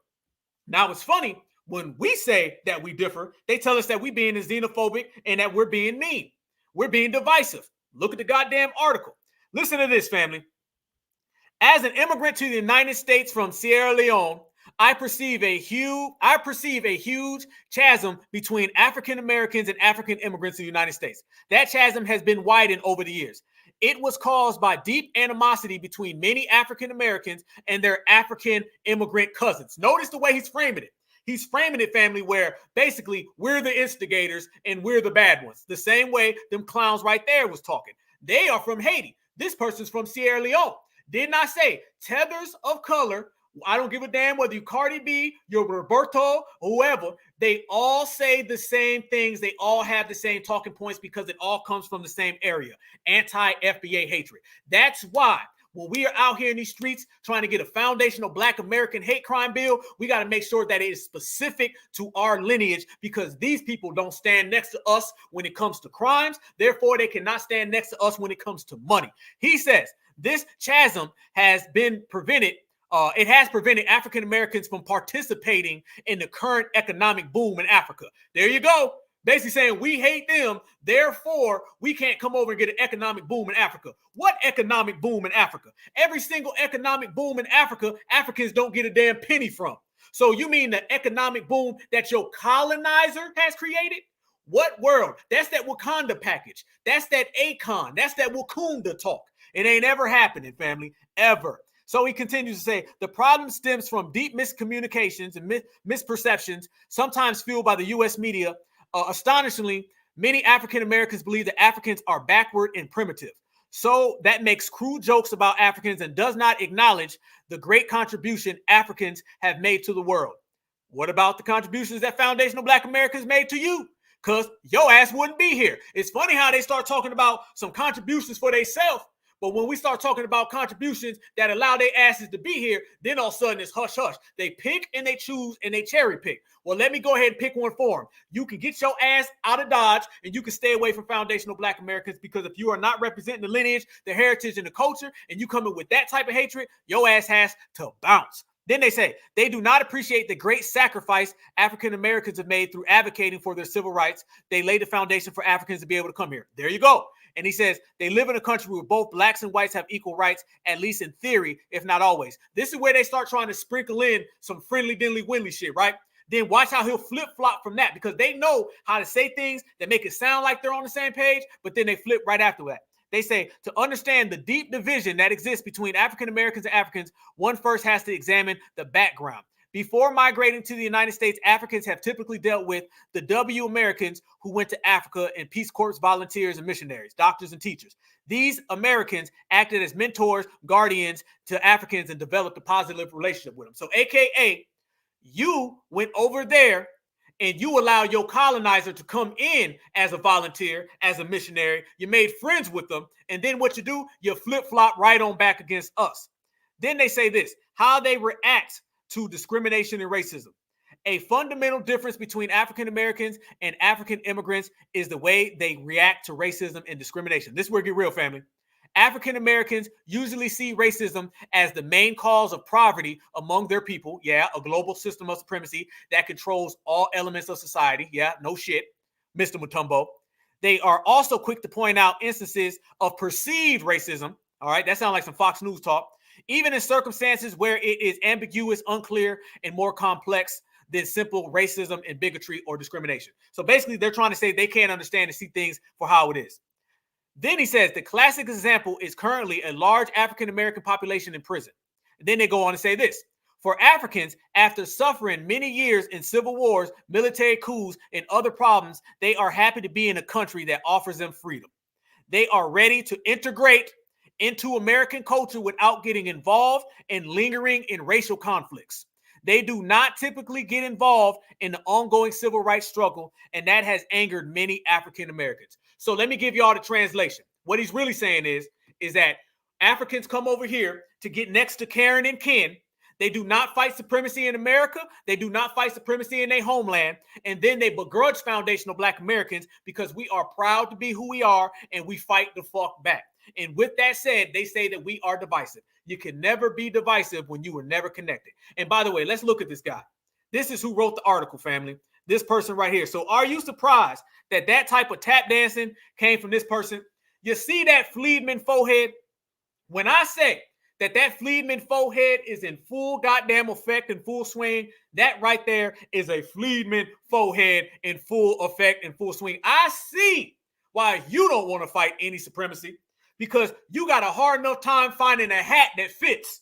You got a hard enough time trying to put a wrap around your goddamn head, because that Fleedman forehead is knocking on the goddamn door. So, fam, that is the type of stuff that we always encounter when we call it out. These people say we're being divisive. So when you go down the whole list of these folks, it shows you once again what we have always known. And in this generation, we're making it loud and clear, is that we have no friends. If you want a friend, look in the mirror. And every time we look in the mirror, we see exceptionalism looking back. They see fleers. They see runners. They see people who cannot get their homelands popping. And when you can't get your homeland popping, the first thing you always try to come do is you try to get in foundational Black American business. Once you try to get in foundational Black American business, family, it goes bad for you. So they can flee their asses right on back where they came from, and we are going to continue to operate and function the way we do. Speaking of operating and function the way you do, there's a whole lot going on right now, fam, where they're trying to take foundational Black Americans and trying to sprinkle us in with other groups. They're always trying to get foundational Black Americans to come cape for people who have never done nothing for us. So you're seeing the whole Democratic Shield apparatus organization pop up, come out the woodwork, and they're all trying to get us to cape for what's going on right now over in the Middle East.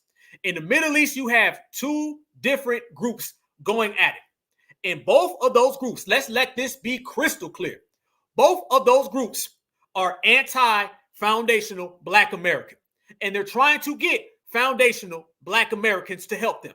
You know, the same way foundational Black Americans are always getting called on. Now, it's funny, when you start talking about reparations, don't nobody call on us.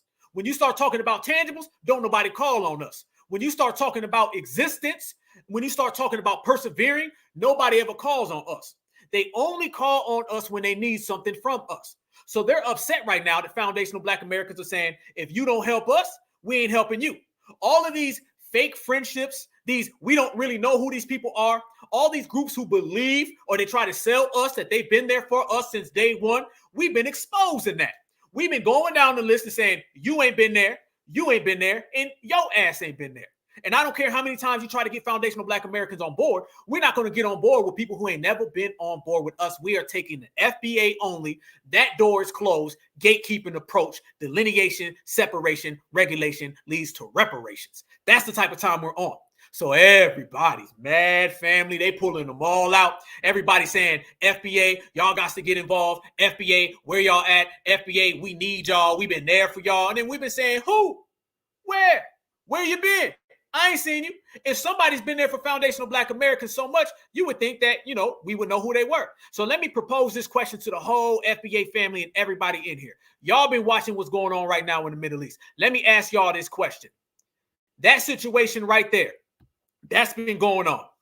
Is this a foundational Black American issue? Does this have anything to do with foundational Black Americans? Should we stop what we're doing and go over there and assist one of those groups? Should we put our reparations claim on hold and run to those other groups and give them our help? Should we give all the love and support that we should be giving to each other for them? Or should foundational Black Americans focus on foundational Black Americans, and should foundational Black Americans do what we have always done, and that's handle our business by our goddamn self? I'm asking the family, is this situation in the Middle East an FBA problem, or is it a non-concern for foundational Black Americans? I already like what I'm seeing. Absolutely. No, no, no. Hell to the no. This is the era right now. If they didn't like us before, they're going to be real mad. Hell no. Hell no. I like the emphasis on that hell no right there. Yeah, I like that emphasis. Absolutely, brother. Absolutely. Yes, indeed. Both of these sides are anti-FBA. All of these people who always want us to get involved are always anti-us. So why in the hell would we stop what we're doing, put what we're doing on hold, and we already in the 11th hour? Foundational Black Americans are already out here with our hands full. Look at that picture right there. That's just from the last few years. Not to mention the 500-year war upon us. Not to mention all the tethers of color. Not to mention everybody trying to erase our history. So where are we going to find time amongst people trying to erase our history? Where are we going to find time amongst everybody trying to stop us, to stop and go cape for a group that don't fuck with you in the first place? We've been taking the position of being FBA first. And like our brothers and sisters say, FBA all goddamn day. What's wrong with it? Ain't everybody else themselves all day? How come we got to be everybody else and not us? You can't get one Democratic shield to shame Black Americans. It ain't happening. You can try. You can run them up, but you're not going to get anybody to shame us. When Sandra Bland was harmed, how many people came out? When Rekia Boyd was harmed, how many people came out? Trayvon Martin, Mike Brown, Jordan Davis, how many people came out? We can go down the list. Breonna Taylor. Breonna Taylor was harmed while she was sleeping at night. Nobody went to jail for it. Where was the help? And this thing where everyone's always trying to give us these fake friendships, them days are over. It is a new era and a new time. We are about business and we're about the lineage. The lineage comes above all. So therefore, we're moving with the sense of we got to take care of home. So long, we was putting things on the side. That's why reparations is just now getting spoke of. That's why reparations is just now being pushed to the forefront. They should have been pushing reparations years ago, but they was too busy trying to fight for motherfuckers who call them the N-word. How are you worried about people who call you the N-word and you putting your reparations claim on hold? How are you out here trying to fight for people who call you the N-word so you put tangibles on hold? It shouldn't be that this generation and this era have had to pick everything up, dust things off, and then put it on the forefront. It should have been done years ago. But why wasn't it? Because folks was running around here saying, yes, we can. They were saying all lives matter. They were saying, can't we all get along? They were saying everything except for FBA first. Every other group is them first, them first, them first, and them first. And we've been out here operating on it everybody first. Everybody is over. It's all about us. It's the family tree, the FBA family tree. And that's been sending a domino effect all across the planet. Everybody's been having to deal with that. We're not going out here and voting blindly. No, we're saying, run it. What you got for me? We're not out here providing assistance. What you got for me? And all of these fake friendships that they've been trying to tell us. Y'all notice we got all these invisible allies? Y'all notice that, family? How many invisible allies do we have? We got people who swear that they've been there since day one. I've been seeing folks running around here saying, man, we marched with y'all Black folks. Where? I seen people running around here saying, man, we helped y'all during slavery. Where? Not lying, family. There's really people saying that they marched with us and they fought with us during slavery. Who? We are the only lineage that has got everything out the mud and did it on our own. Ain't nobody help us. Nobody lifted a finger. Africans didn't help us. So how all these other groups gonna say they did? Nobody has. So therefore, we've been saying, mind your own. When y'all mind your own and y'all turn that way, whenever we get harmed, we gonna turn that way whenever you dealing with whatever you dealing with. And we're not even coming at it from no wild angle. We've been representing to the fullest. So with that said, family, we see what's going on in the Middle East, and we're going to address that. So when we put that line in the sand, I told you, it go all the way from hip hop to politics to geopolitical. It goes all the way across the spectrum from one side of the earth to the other side of the earth, but FBA is going to be right there in the middle. Yes, the hell we are certified. Y'all smash that like button. We're going to break it down, and we're going to show how foundational Black Americans not only have been on our own since day one, we're going to continue to be on our day one. And you know what, family? We done fucked around and liked it. I enjoy it. Being by yourself and doing for self, flying solo is a beautiful fucking thing. Being by yourself and creating a country, being by yourself and sustaining and maintaining a country and building it, it is a wonderful thing. And we enjoy being by ourselves. So much to the point that when you come around asking for our help, we're not going to hand it to you. We're going to go out and hand it to our goddamn selves on our own. So, family, a lot of people know that when the situation happened in Jacksonville, Florida, when 3 Black Americans were harmed down in Jacksonville, I was on the front line. I was one of the only people that was there. I showed up and did extensive reporting for days. I stayed in town for days. I went there a matter of hours after the event. I stayed there in the face of all the supremacists. I stayed there in the face of everything, and I reported, put myself in danger, walked through the neighborhood and did my thing and, gave the best representation of the people as I can. As I'm always saying, family, I try my best to represent everybody. Anytime I speak, I try my best to make sure that everyone, is proud of my work. So I was down in Jacksonville on the front line, representing, and I was holding down the community so I can report that foundational Black Americans, we got to stick together, and Black Americans were harmed. So therefore, we need an anti-hate crime bill for us. When I was there, do y'all know, I didn't see not one group from another community there helping us. No. Didn't see them. I didn't see no Democrats there. Nope. I didn't see no Tethers of color. I didn't see no flesh. I'm there. Family, I'm there live in the flesh. Right there. Right after 3 people were harmed in a slaughter, doing investigative journalism, went back the next day and did more, went back the next day and did more. I'm on the scene of the crime, not 2 months later, not 4 months later, not after everything has boiled down. I'm there when it's popping, representing for FBA, doing real journalism. And I didn't see anybody there to help us. As a matter of fact, all I saw is what I see right here in this chat. All I saw was foundational Black Americans holding each other down. All I saw was us. So if all I see is us when things are good, and all I see is us when things are bad, then guess what?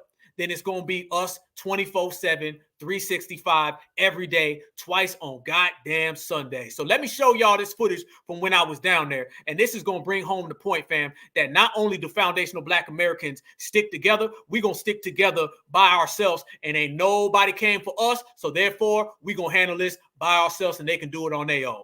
Peace and respect, family. This is Black Alpha. We are broadcasting live from Jacksonville, Florida, right on Kings Road, where it has been confirmed that 3 Black Americans were slaughtered once again. Same story. I'm out here right now in front of it with the people, and we are really genuinely here. As you can tell, they got everything blocked off, but we are definitely going to bring all the real facts and all the real truths to the situation.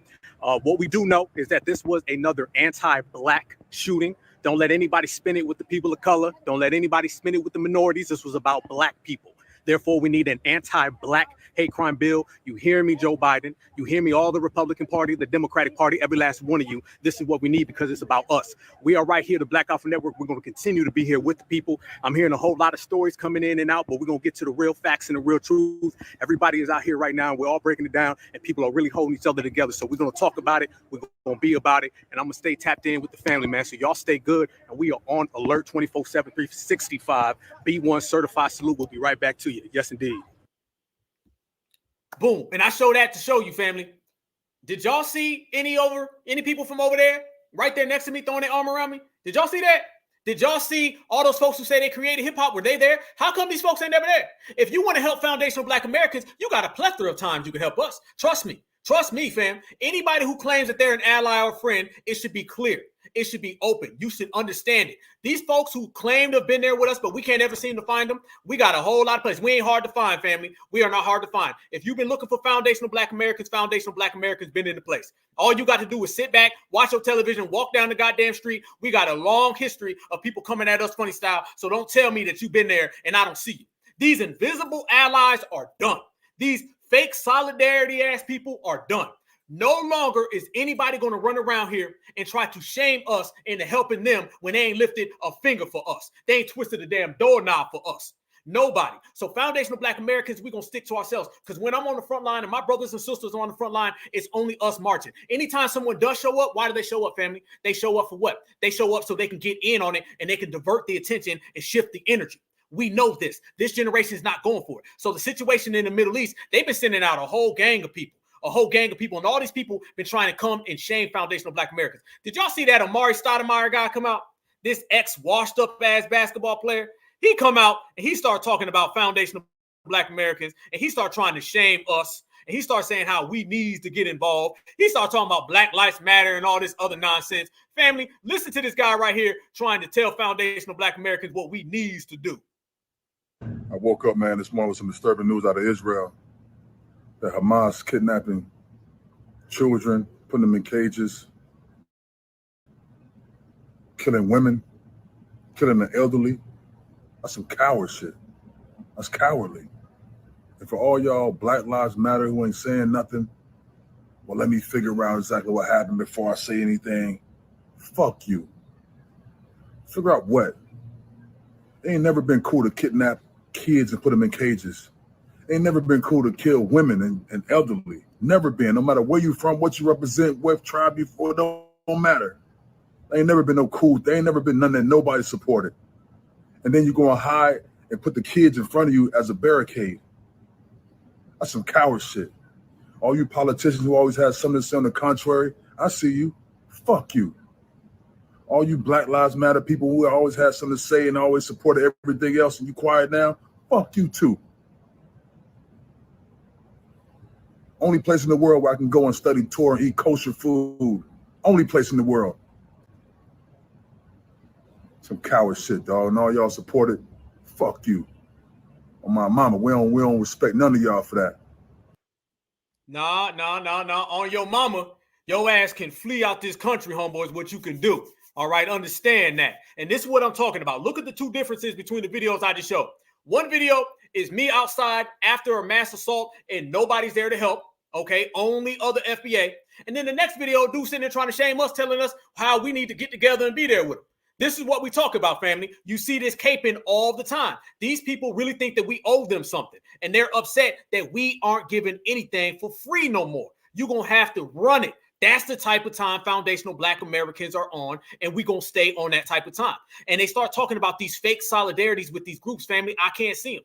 I can't see them, never have seen them. So they've been sending out the Democratic Shields, and they also been sending out a bunch of these folks on TikTok. You know, when the TikTok folks pop up, then you know what type of time it is. Watch this guy right here trying to sell us some type of solidarity that we are supposed to have. And family, we ain't never seen it again. This is why we've been gatekeeping. This is why we've been drawing that line in the sand.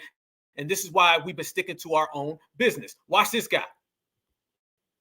A lawyer you can trust says all Blacks talking about free Palestine like they actually F with Blacks. It's almost hilarious. Yeah. This video is about the interconnectedness of Black and Palestinian struggles as well. Look at that, family. The interconnectedness of Black and Palestinian struggles. Where? Again, these invisible allies. These people who have never done nothing for foundational Black Americans, ain't ever lifted a finger for us, ain't ever assisted us. We have a 500-year struggle, and I can't account for you for one day. I can't account for you for one day in 500 years, but yet these people try to talk about interconnected and we owe them something. Hell to the no. Watch the way this guy keep capping. And by the way, look at his goddamn hair.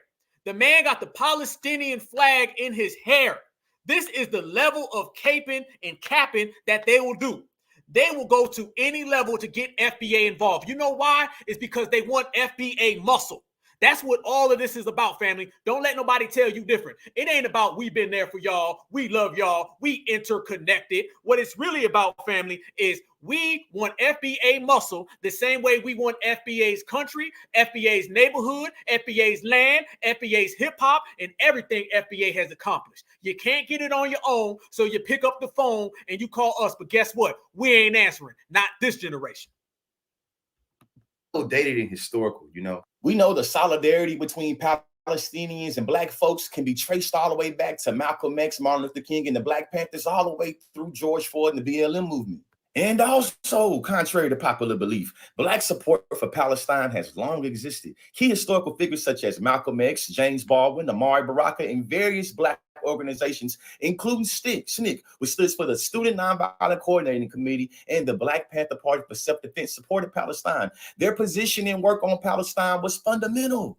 As a matter of fact, speaking of Black Panther Party, Huey P. Newton got a book that he wrote that changed my life when I was 19. You see what I'm saying? He said that we must think globally and act locally. You feel? Freeze. When Huey P. Newton said we must think globally and act locally, what he's talking about is the system of supremacy, not people who are puppets of supremacy, not people who are also anti-Black. This guy is trying to misconstrue and twist Huey P. Newton's words. If you talk about Huey P. Newton, Dr. Huey P. Newton, then you would understand, family, it boils down to we have to think on a global level in terms of global supremacy, like Neely Fuller teaches. It's all about the system of supremacy, not siding or teaming up with people who are also anti-Black. So this notion that Group A and Group B, we got to pick one. That's like the Republicans and the Democrats. You don't jump from this plantation to this plantation the same way you don't jump from this country to this country. Both of them don't like you. What do you do in a war where both sides are anti-Black? You sit your Black ass out. That's what we got to do. So I don't care what he's saying. His words are twisted just like that bullshit ass hair he got. Feel me? And when it comes to this old Palestinian struggle, we can recognize that quote right there is one that illustrates the solidarity so beautifully. Here's a picture of Huey P. Newton standing outside of a Palestinian refugee camp in Lebanon in 1980. Here's an article from 2015 from Dr. Mark Lamont Hill about reimagining transnational solidarity. Wait, did he just say Dr. Marcus Lemoyne Shield? This man is trying to convince us to get down with Palestine based on the words of Dr. Marcus Lamont Shield? No. Lemoyne, it ain't happening. You're going to have to find somebody better than that. If you think you're going to get FBA energy and you're going to get FBA involved based on the words of Lemoyne, no. Lemoyne is not going to get us to stand up. Lemoyne is not going to get us to put reparations on the back burner. Lemoyne is not going to get us to go put our lives on the line for somebody and something that feels that we are the N-word. Sorry, you're going to have to try better than that, homeboy. Lemoyne is not a good reference. Solidarity through difference from Ferguson all the way to Palestine. Here is another picture of Palestinians standing in solidarity and praying, you feel me, with a picture of two individuals that's been slain by settler colonial violence, one being Palestinian and one being Black.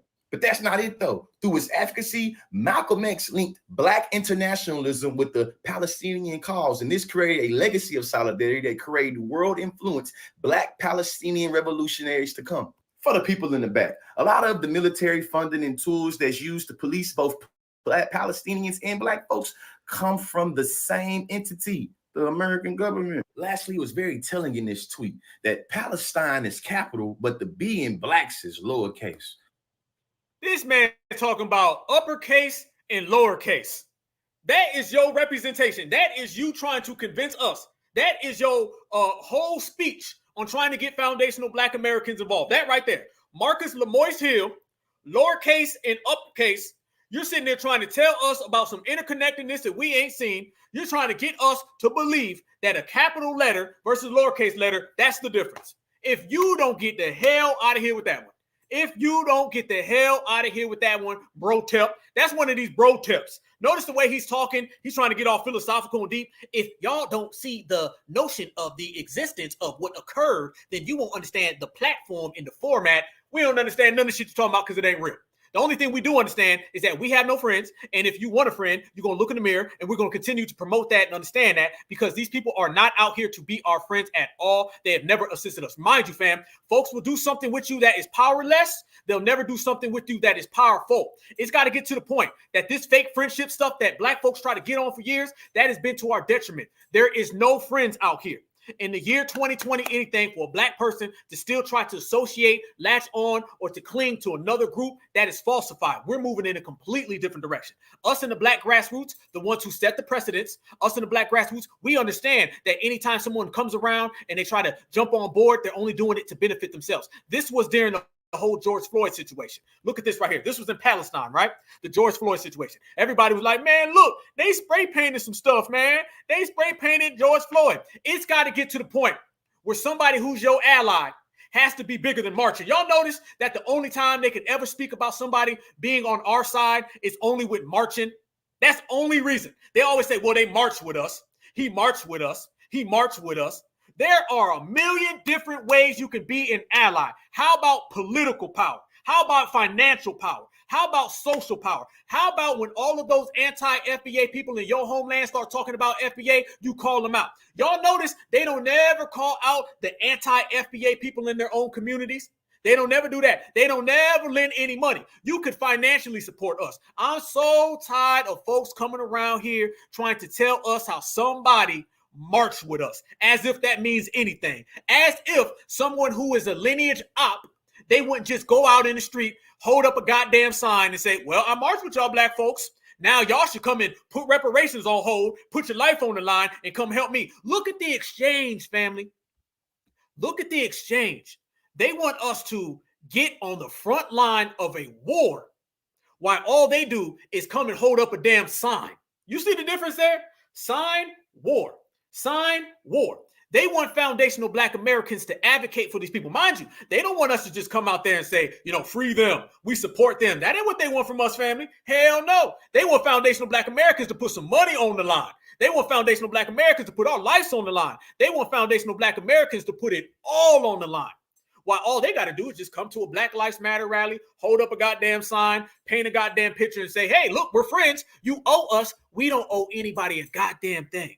Know that. Understand that and let that sink in. And notice, family, soon as you seen that picture right there with George Floyd, what you see right afterwards? What you see? What you see? Look at that. That's right there, family. Not only Floyd, this is what it reads. It says not only Floyd, but Aya Halakatu, whoever that guy is, okay? This is them taking the George Floyd situation, diverting that energy globally over to their community. That's why they did it. This is why people come around foundational Black Americans and they act like they're down with us so they can take the eyes of the world, shift it away from FBA, and then put it on themselves. That is why you saw that. Mind you, family, all across the whole damn world, and the Black grassroots, we were calling it out when it was happening.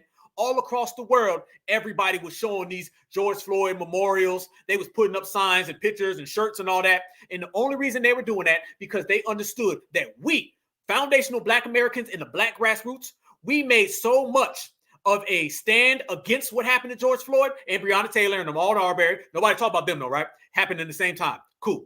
We made so much of a stand that it was global. So what all these other groups do, they seen an opportunity. They're opportunists. They look at foundational Black American struggle and they say, how can I eat off that? How can I benefit off that? So they jumped in on what happened to George Floyd and they said, look at this picture of him. Oh, by the way, while you're looking at that, look at this guy right here. And that's the way they're trying to interconnect it. So, oh, buddy, he talking about interconnected. No. We're only interconnected when they're trying to steal. And what do we call that? He says it's interconnected. We call that being a tether.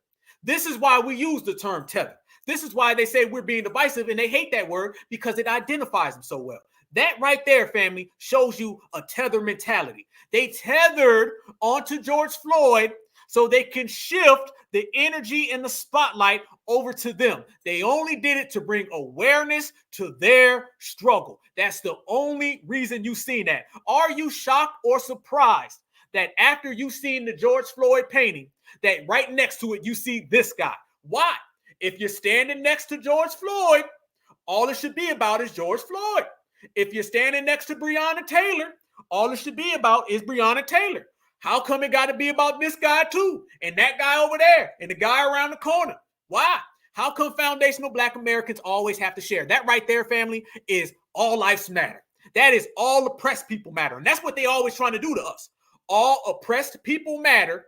AKA FBA, let's dilute y'all energy and we can shift it on to everybody else. We got receipts. They can't pull that on us. They pulled that shit back in the day and now it ain't happening. But guess what? How do we know that's the case, family? When they talk about George Floyd and da-da-da-da-da, I'm going to tell you somebody else that was putting up all these George Floyd signs. Yeah, it wasn't just the Palestinians. It wasn't just people all across the world. These people right here were saying that they was down with George Floyd too. Y'all remember that?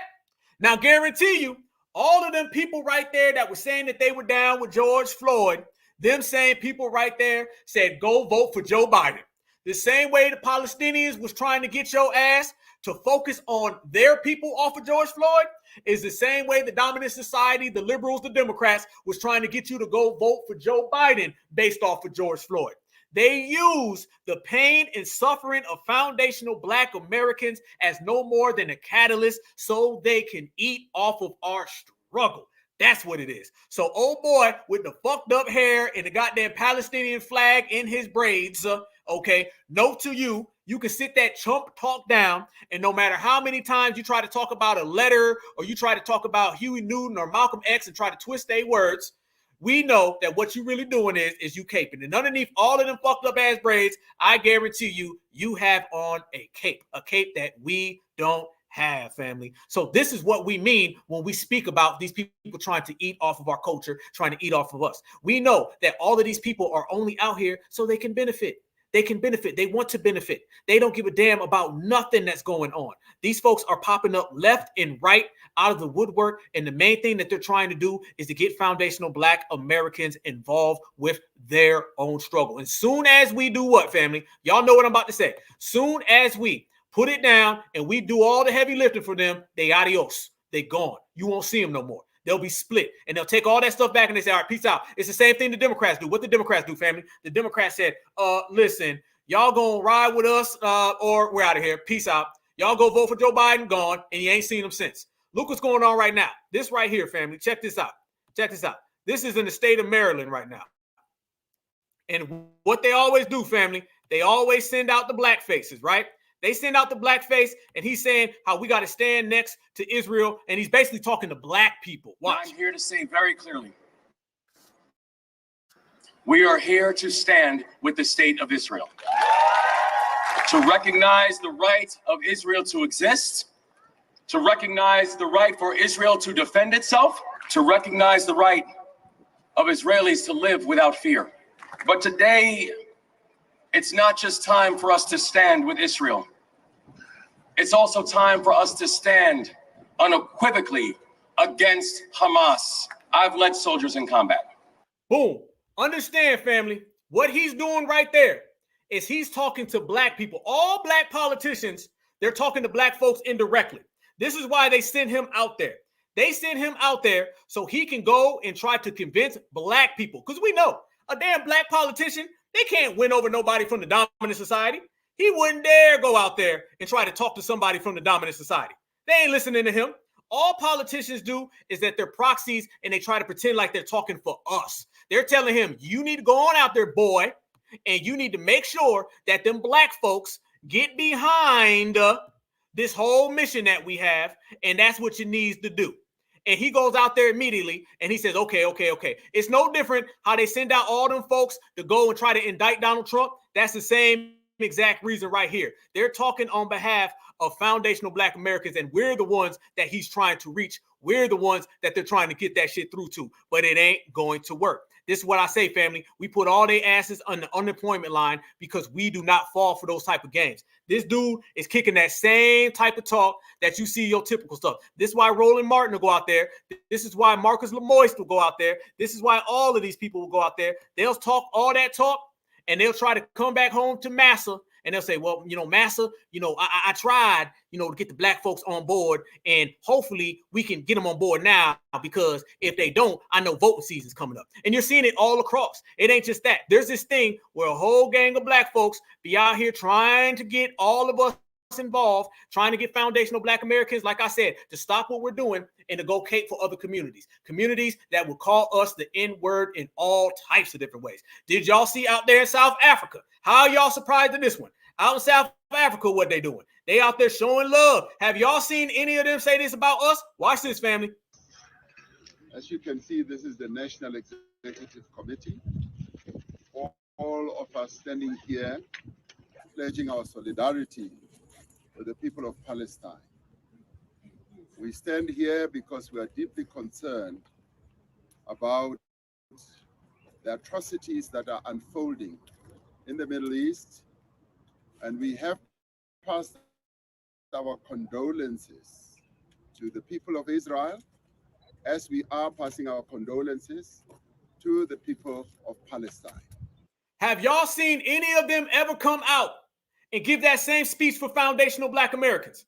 Have y'all seen any of them ever come out and genuinely, truly condemn what happens to us and make a strong solidarity speech for foundational Black Americans? No, they don't. And if anybody from over there does, who is on code, all the off codes come after them. This is what we're talking about, family. They will break their back so they can bow down to Massa. Notice how he said, I want to give solidarity to them and them. He said both groups, because he got the tap dance. Notice here in America, the guy from Maryland, what he was trying to do, he said, we stand with Israel and we stand against Hamas. That's what he said, okay? Because he know he gonna serve that Massa. This guy right here over in Africa, he got to say, hell no, we on both sides, because they love every goddamn body. They friends with everybody. They never stand next to us or give us any of these speeches. Once again, invisible allies. If they had, we'd see it. We'd be able to pull up every goddamn clip. The only thing we see from them is some bullshit like the year of the return. Come back home so we can get your money. Or we see Akon talking about, y'all need to come back home. Like, we built America, come home. We always see that. Or some fucking TikTok tether. You never, ever see anybody making these strong stances with us.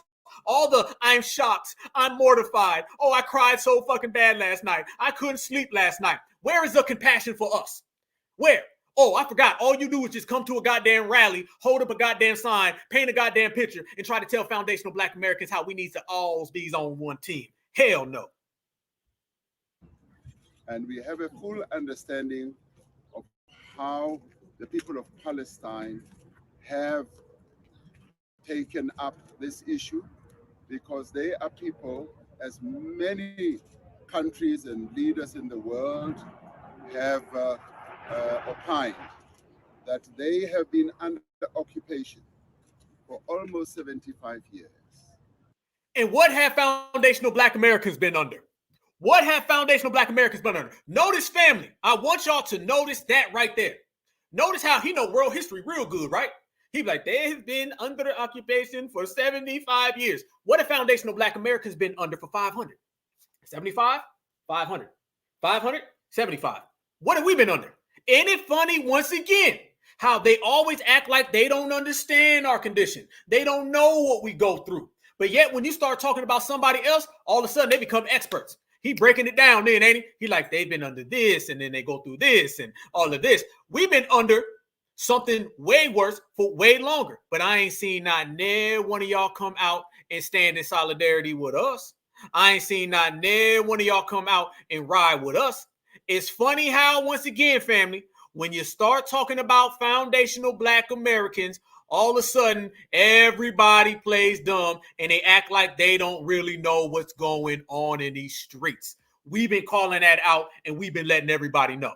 If you want to look for somebody who's been going through something, then all you got to do is start right here. Mind you, that's coming from the same people who ain't never sent us a goddamn sailboat.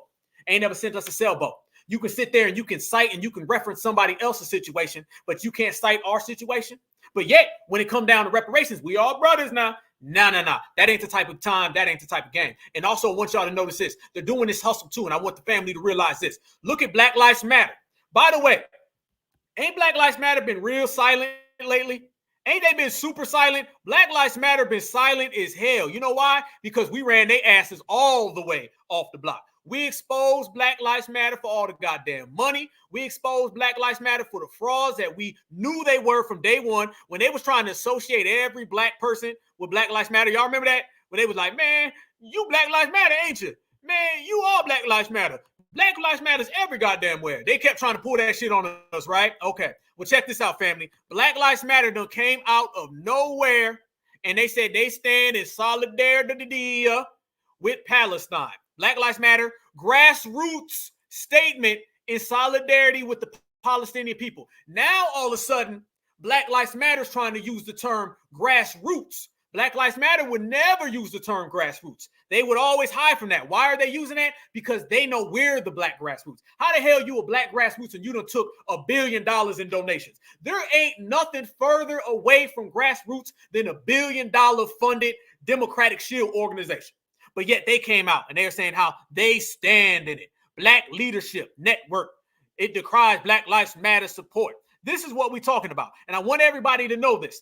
They want to associate us with Black Lives Matter. So when shit hit the fan with this situation, they can try to pinpoint and put that on us. They're putting a fall guy in place. This is why it's on us to completely dismiss and reject Black grassroots organizations that ain't really Black grassroots, okay? You ain't Black grassroots organizations. You're just it by name. You found out how to say this shit because you've been watching us. And we know that Black grassroots are out here going crazy because we ran them off the block. They say, as the free world reels in its reaction to the atrocities committed against the people over there, Black Lives Matter chapters in Chicago and Indianapolis, among others, celebrated the attacks. This is what it is. This is them going in on them. The Indianapolis chapter supported the whole situation going on in Palestine as heroic. So they've been saying a whole bunch of inflammatory shit. They've been out here saying a whole bunch of off-coded shit. And when it boiled down, they're going to try to put that on our backs, family. So we have to understand that Black Lives Matter have been always what we've known they've been, is a Democratic shield organization. But not only are they a Democratic shield organization, the Democratic shield organization that is openly out here saying inflammatory stuff. So when it all boils down, they can pinpoint and put it on our backs. They're going to try to get us to wear that goddamn jacket. The same way that they was trying to get us to wear that jacket before. This ain't nothing new. Remember, they was trying to get us to wear that jacket when they was running around here and they was saying all types of crazy stuff. Man, y'all gonna have to stand up for George Floyd or we gonna have to get y'all. Remember that, y'all? Remember that? That's what they've been doing. So we right now understand that they're using our words, our logic, and they're trying to talk like us because they're trying to get down with us. Black Lives Matter ain't the only one. Y'all know damn well this wouldn't be a party without the Democratic shields. So you already have the people from Black Lives Matter, a bunch of frauds. Then you already have all the Tethers coming out saying, we understand we're on both sides and we can't do nothing for Black Americans but get their money, but we stand with everyone. So you have them coming out. Then you also have Marcus Lemoyne Shield. I got to break it down. Marcus Lemoyne Shield, he did an interview the other day. Shout out to our sister Tesla. She had it. Somebody sent me this. Marcus Lemoyne came out and he had the cape on. He was jumping off a roof, flying in the air, went to a phone booth, changed. He put on that big old shield. He got that S on his chest and it means shield. He comes out and he tries to give us every single reason why we need to stand next to the Palestinians, why Black people need to put everything on hold. This guy ain't said nothing about reparations. This guy ain't said nothing about tangibles. He's always trying to get us out here. He's the guy who said Black men are so toxic masculinity. Remember? Marcus Lemoyne is Mr. Toxic Masculinity. But watch how he comes out, family, and he's trying to cape for not only the dominant society, not only the Democratic shields, he's also out here, family, trying to get us involved. And y'all know when the Democratic shields come out and try to get us involved, they go full speed ahead.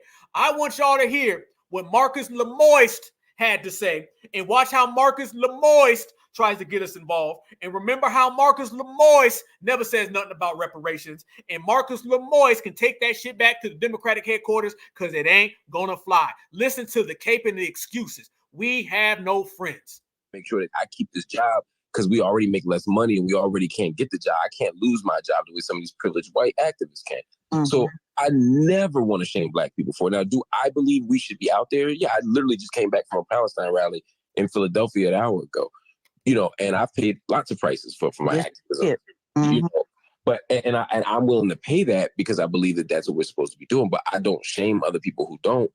And honestly, there's an urgency to the now right here with Black folk. I mean, they're literally stealing our government. They're stealing our elections. They're stealing our curriculum. They're stealing our reproductive rights. They're stealing, you know, our educational access. I mean, if we just spent all day focused on the shit they're doing to us, and by they, I mean the Republicans, I mean the government, I mean anybody who's an enemy of justice, if they are... Stop, family, hold up. Listen to what he says, family. Listen to what he says. He starts naming all these things that the dominant society is trying to take from us. But he skips over the Democratic Party. I want y'all to notice that. Oh, we're going to break this down. Receipts on the table. Smash that like button. Once again, we got 700 people in the building. I appreciate you guys. I love y'all with a passion. Make sure you subscribe if you're not already subscribed and share this video because we are kicking that FBA heat like only we can. One love and salute to everybody. Yes. I want y'all to notice how he starts saying how we need to go out there and help other people because he just left a rally. This man said he left one of their rallies a couple moments ago, came directly here and started speaking. But then watch how he says they're trying to take away this from us, and this from us. And everything he says, family, are Democratic shield talking points. He says they're trying to take away reproductive rights. He's on some Roe versus Wade on some Karen talk. He's trying to hit us with the Karen talk to get us to go fight for somebody else. Then he says they're trying to take away voter rights. We all know voter rights ain't nothing more than some Democratic shield talk. They say, what about reparations? What about voter rights? What about tangibles? What about voter rights? We say, what about an anti-foundational Black American hate crime law? They say, what about voter rights? They're trying to get us to fight for stuff that should be applied to the 1960s. So he says all that. And then I want y'all to notice, when he starts saying they're taking things away from us, he says the government, and then he says the Republicans, and then he skips the Democrats. He leaves the Democrats out. We know a Democratic shield when we see one. You can't hide Lemoyne. All that Lemoyne It's all over the goddamn interview, homeboy. You can't hide your moisture and you can't fool foundational Black Americans, so you really just can't do shit now, can you?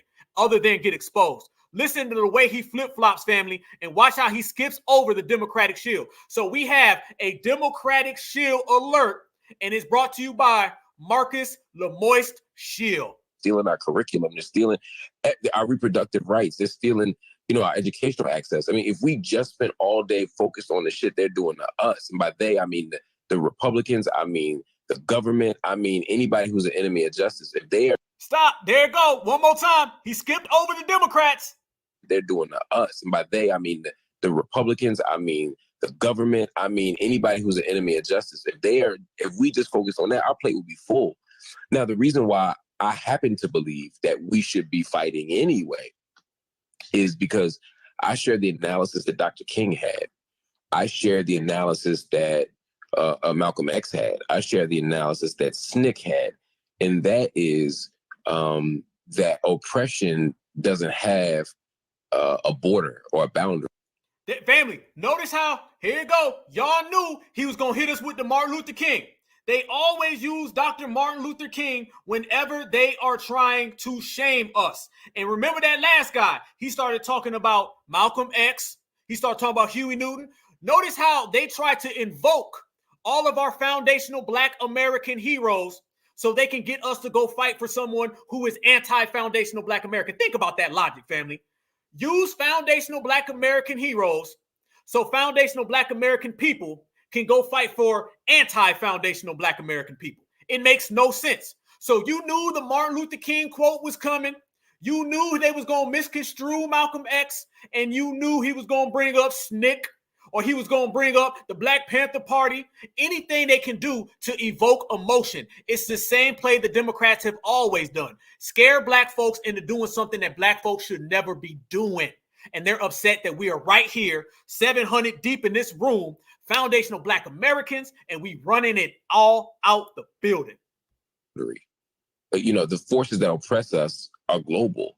The economic systems that confine us and contain us are global.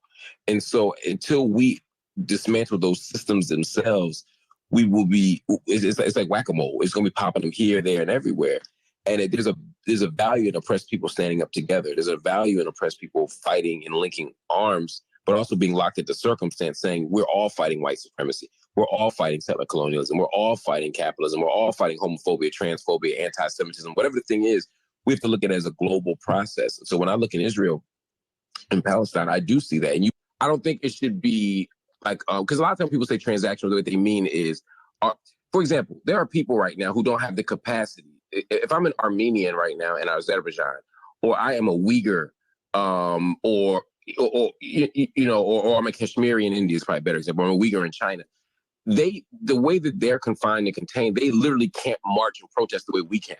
So they there might be people who don't have the ability to show up for us and say, and the same way that like a Gazan baby can't show up for me, right? Their parents can, but the people catching the most hell can't. Listen to the way he's stuttering, fumbling, and bumbling. I just, he just said the reason why a Gaza baby can't show up for us. I'm not lying. That's what he just said. Family, listen. He literally says the reason why a baby can't show up for us. So there might be people who don't have the ability to show up for us and say, and the same way that like a Gazan baby can't show up for me, right? Their parents can, but the people catching the most hell.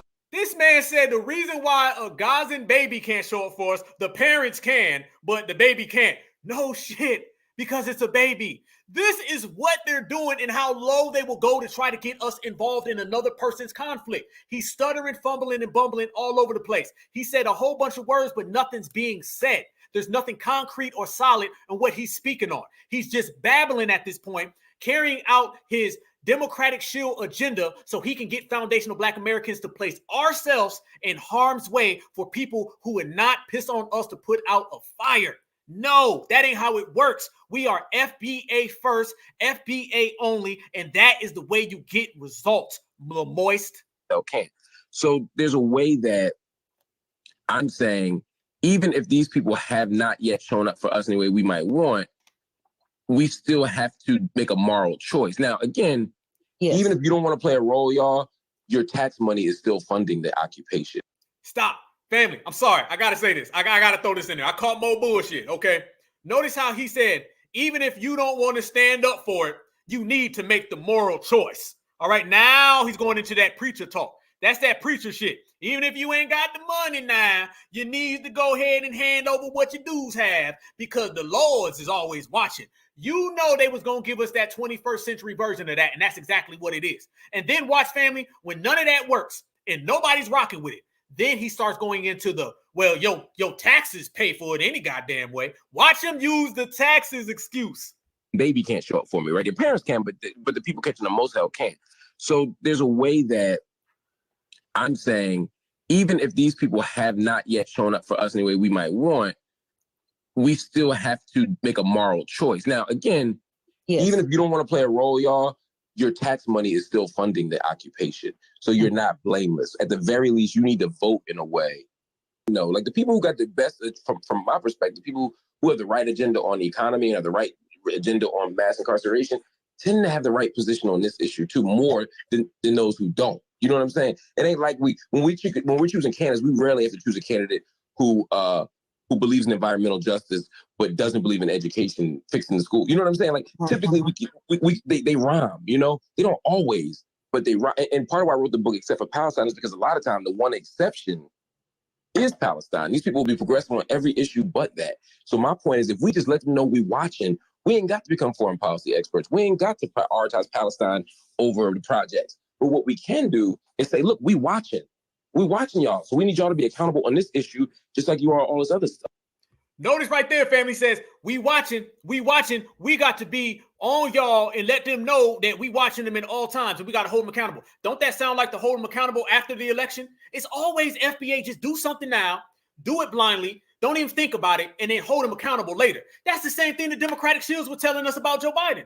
Just go vote, don't even think about it, don't ask for nothing, and then hold them accountable later. So Marcus Lemoy's family, he's telling us that we need to go and support Palestine, put reparations on hold, put tangibles on hold, put all of our problems on hold, and go hold them accountable later. That's the shit. It's always an IOU when it comes to foundational Black Americans. It ain't ever a right now.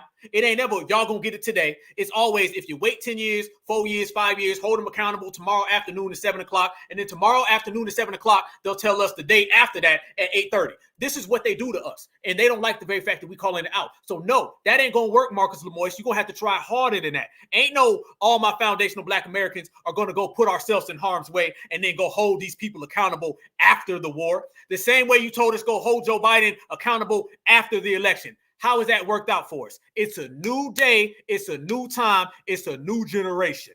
I think you're right. We got to leverage that power. And again, I would not tell any Black person in the world to prioritize that over this. I think you are 1,000% right.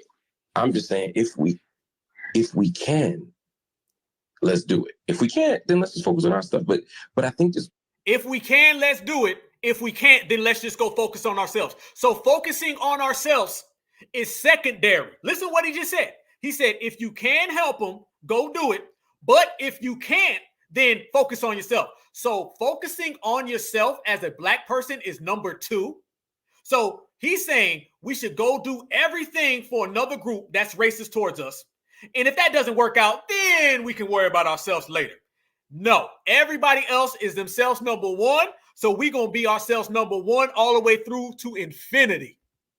there's a lot of points of solidarity where we can work together.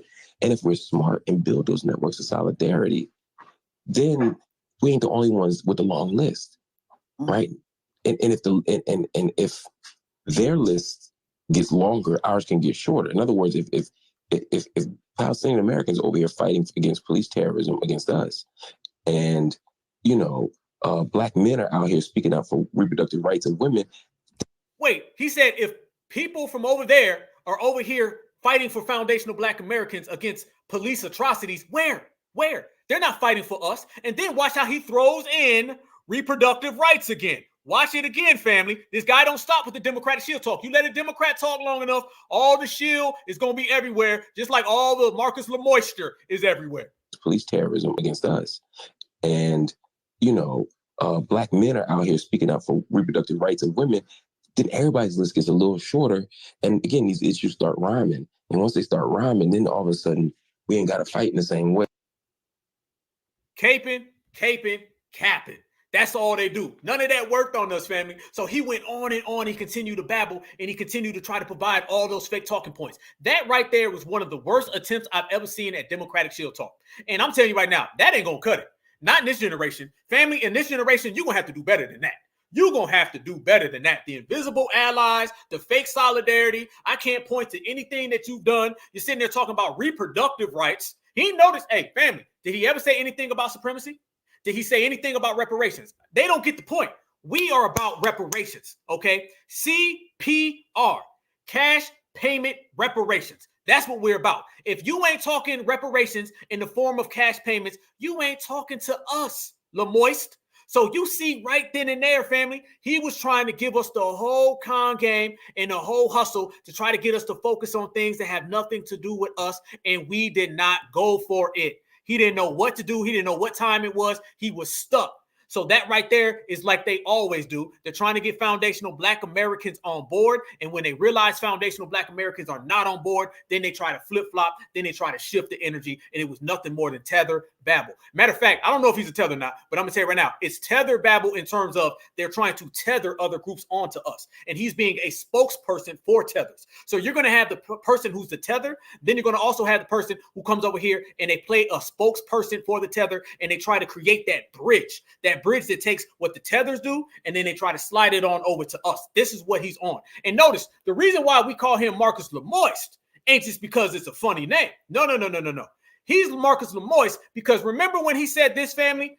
This conversation came up when he was talking to Candace Owens. And y'all tell me, do y'all remember when Mr. Lemoist said this right here? Because this right here had moisture all on it. Men get pregnant right now. Depends. I know. Can men get pregnant? Depends. I know. What does it depend on? I know trans men that can get pregnant. That means it's a woman. Only one sex can get that's pregnant. A circular argument. That's it's not a begging circular the argument. Yeah. It's proving my thing. There is a truth, a concrete truth. You have to be born with a uterus to have a baby. Only women can get pregnant. The fact that we've arrived in a society right, that's the part I'm disagreeing with. That's the part I'm disagreeing There's with. nothing to disagree with it. These are facts. So you can say that this person who is pregnant identifies as a man. That person was born a woman. I can tell you that every single time because only women can have sex because there are concrete truths about life. Have babies. Can have babies, pardon. And that is a hard truth about life. You cannot make that go away because you want to call a man, somebody who has a beard and dresses like a dude, a woman. Only if it's pregnant, I can tell you exactly what it is. It's a woman. Can men get pregnant? Depends. I know. What does it depend on? I know trans men that can get pregnant. That's Mr. Lemoist, y'all. That's Mr. Lemoist. Right then and there, family. That's Mr. Lemoist. Now, mind you, that's not the first time he done came out on some real funny style stuff. I mean, that's pretty much all he does. A couple years ago, he got fired from CNN because he was trying to get Black folks to cape for the same situation. That's why he jumped from CNN, just like Roland Martin. He had that same downfall that Roland Martin had, family. He went from CNN all the way down because he was trying to cape for another community, and he ended up getting fired because he said some things that he thought was going to push. Let me tell you about a lot of these Black liberals, okay? These Black liberals deep down inside, they want to be W's.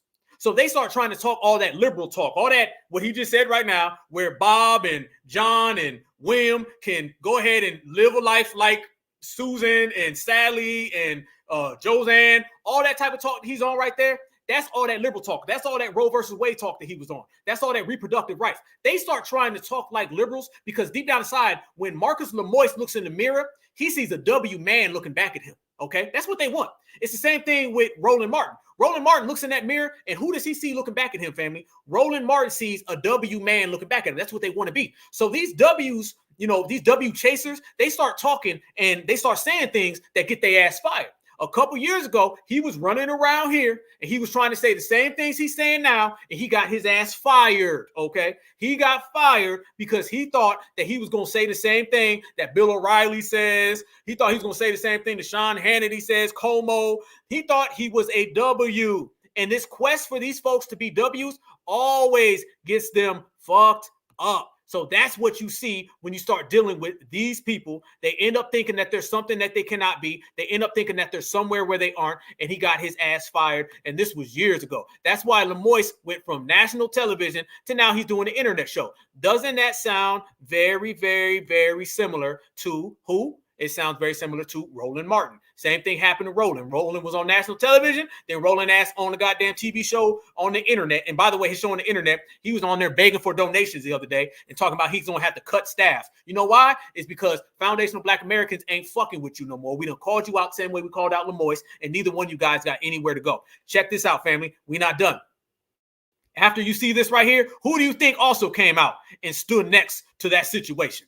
The Black Caucus. Yes. Let me highlight that. The Black Caucus came out because you know it ain't a situation until the Black Caucus comes out and starts caping for people who are non-FBA. They said, we offer our sincerest condolences to the families of those who have lost loved ones, and we strongly condemn the attacks against Israel by Hamas. The CBC stands firmly with Israel in its right to defend itself against these attacks. This is what we talk about, family. How do you know it's a Democratic shield situation is when you see the CBC show up. Now, when it comes to foundational Black Americans, what do you see? You see them come out and say, we don't know yet. Let's go vote. Did y'all see anything right there about go vote?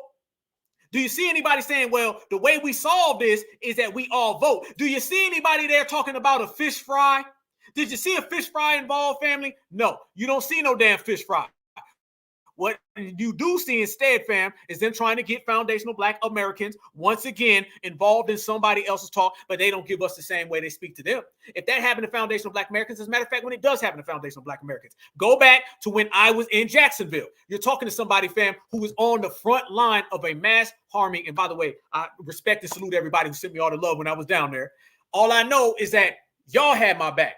They did not have my back. Whatever happened to Black certified foundational Americans in that situation, they didn't give a damn about. It was all about them trying to hustle us. Nobody came out after that and said anything about we stand next to y'all against supremacy. Notice how they start talking about who they stand with specifically, and then they start talking about who they stand against specifically. We stand by this group, and we stand against this group. When it came to us, it was a bunch of ambiguous, abstract terms. Yeah, what happened in Jacksonville was bad, and it was wrong, and we need to do something about it. What we need to do, we need to figure it out, and this is why I called on a fish fry tomorrow at Al Sharpton's house, and Jesse Jackson's going to be there, and we're going to talk to Joe Biden and Kamala Harris because she's going to bring the collard greens. Notice how that happened, family?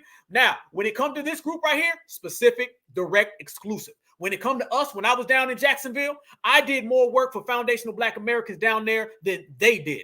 So you see the energy shift once again. Marcus Lemoyce don't talk about reparations. The CBC don't talk about reparations, but they will twist over backwards to accommodate another group, no matter where that group is, and no matter how anti-foundational Black American that group is. Speaking of that, look at this right here from the CBC, family. I want y'all to notice this is the mission statement. All right. This is the mission statement amongst all of these other groups and all of these other caucuses, right? Look at the top. Somebody, I don't know who put this up. Somebody sent this to me. This is the Native American, the Asians, and the Hispanics, and then the Black caucuses, right?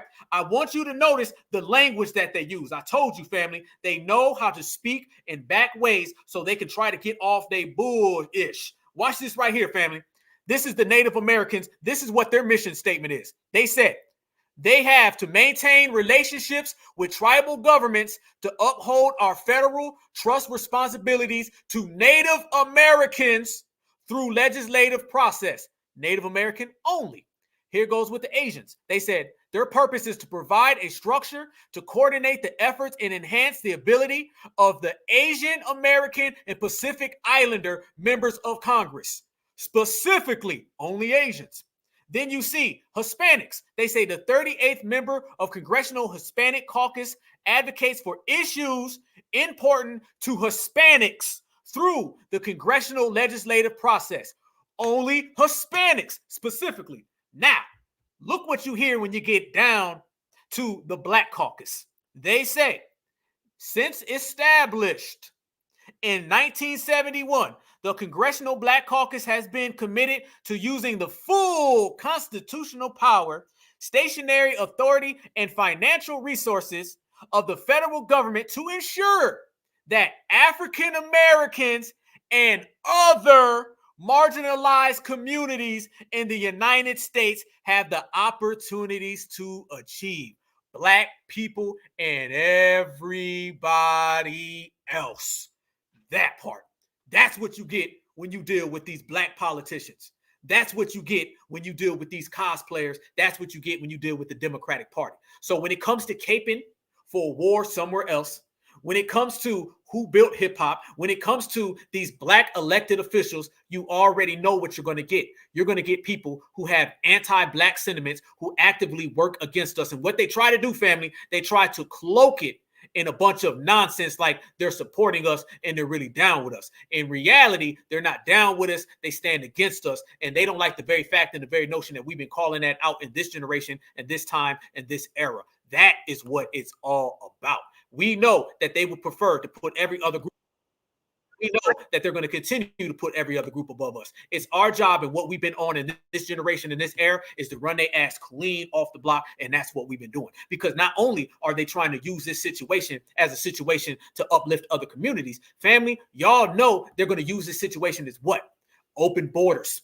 They're going to slide in all these other groups so they can come in and they can push them in to our community. You're already seeing the headlines coming out right now, family. You're already seeing it. The headlines are popping up every single day in the United States of America. Just this week, ever since the war situation popped off, you've been seeing a whole gang of stories that have been coming out, and you've been seeing how this government is already planning to take on immigrants. Every single war they look at as an opportunity. I want the family to know that. They look at this situation right now in the Middle East as an opportunity to where they can bring people into our communities. The same way they look at what? Everything that goes on in South America, and they say, we need to bring these people in because they come from war-torn homes. What did they say with the Ukraine family? We need to bring these people in because they come from war-torn homes. So now what they're doing, they're trying to take this situation in the Middle East and they're trying to bring people in and say they come from what?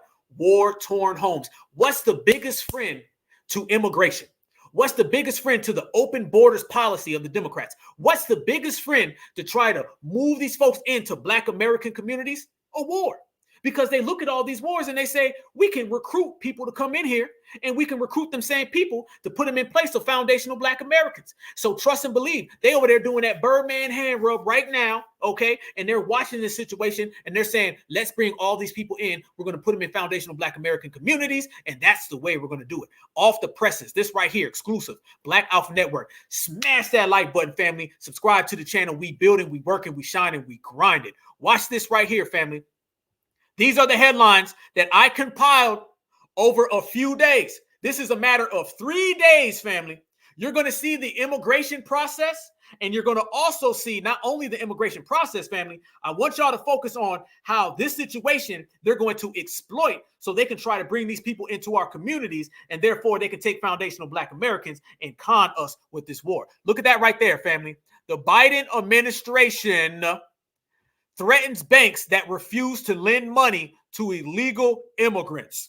That's number one. This is the tangibles and the benefits that all of these other people receive. Now, when it comes to us, we can't find the money. Where's the money? We don't know about money. We can't get it no way, shape, or form, right? Look at this situation right here now. Look at the next headline, family. Mexican residents near the border to get in-state community college tuition. Right then and there. And them folks are coming from what? Another war-torn home. Look at this one. Nearly half of the U.S. states now allow in-state tuition for immigrants. Look at the next one. Native American Opportunity Plan.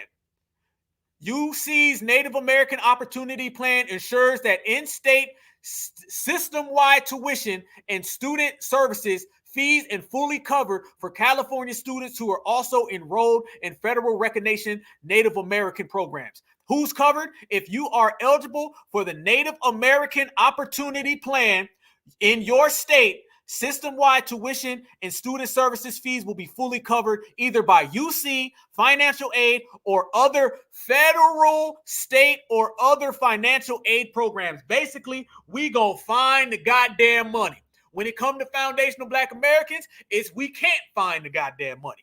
But look what they said, family. Look, they said you will be covered and they will find the money And they put either, you know, when somebody says either, that motherfucker said either you seize financial aid or another federal, state, or other financial aid programs, meaning we will take from these people over here, black folks, and we will put it over there to you. But Marcus Lemoyce is telling us, well, y'all pay taxes. Y'all need to go cake for somebody. Yeah, right. Continue. This is what we're talking about all the way across the goddamn board right here in the United States. California bill would make it cheaper for some students in Mexico to attend college in the U.S.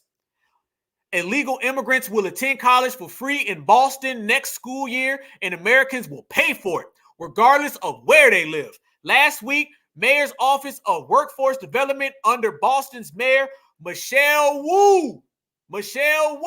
So they looking out for their community. I'm telling you, family, all of these folks will all of a sudden get on the same page when it comes to stealing from us. She may not rock with people from other communities or other homelands, but what do they all have in common? They have in common that they can team up to take resources away from not only foundational Black Americans, but from the American system as a whole.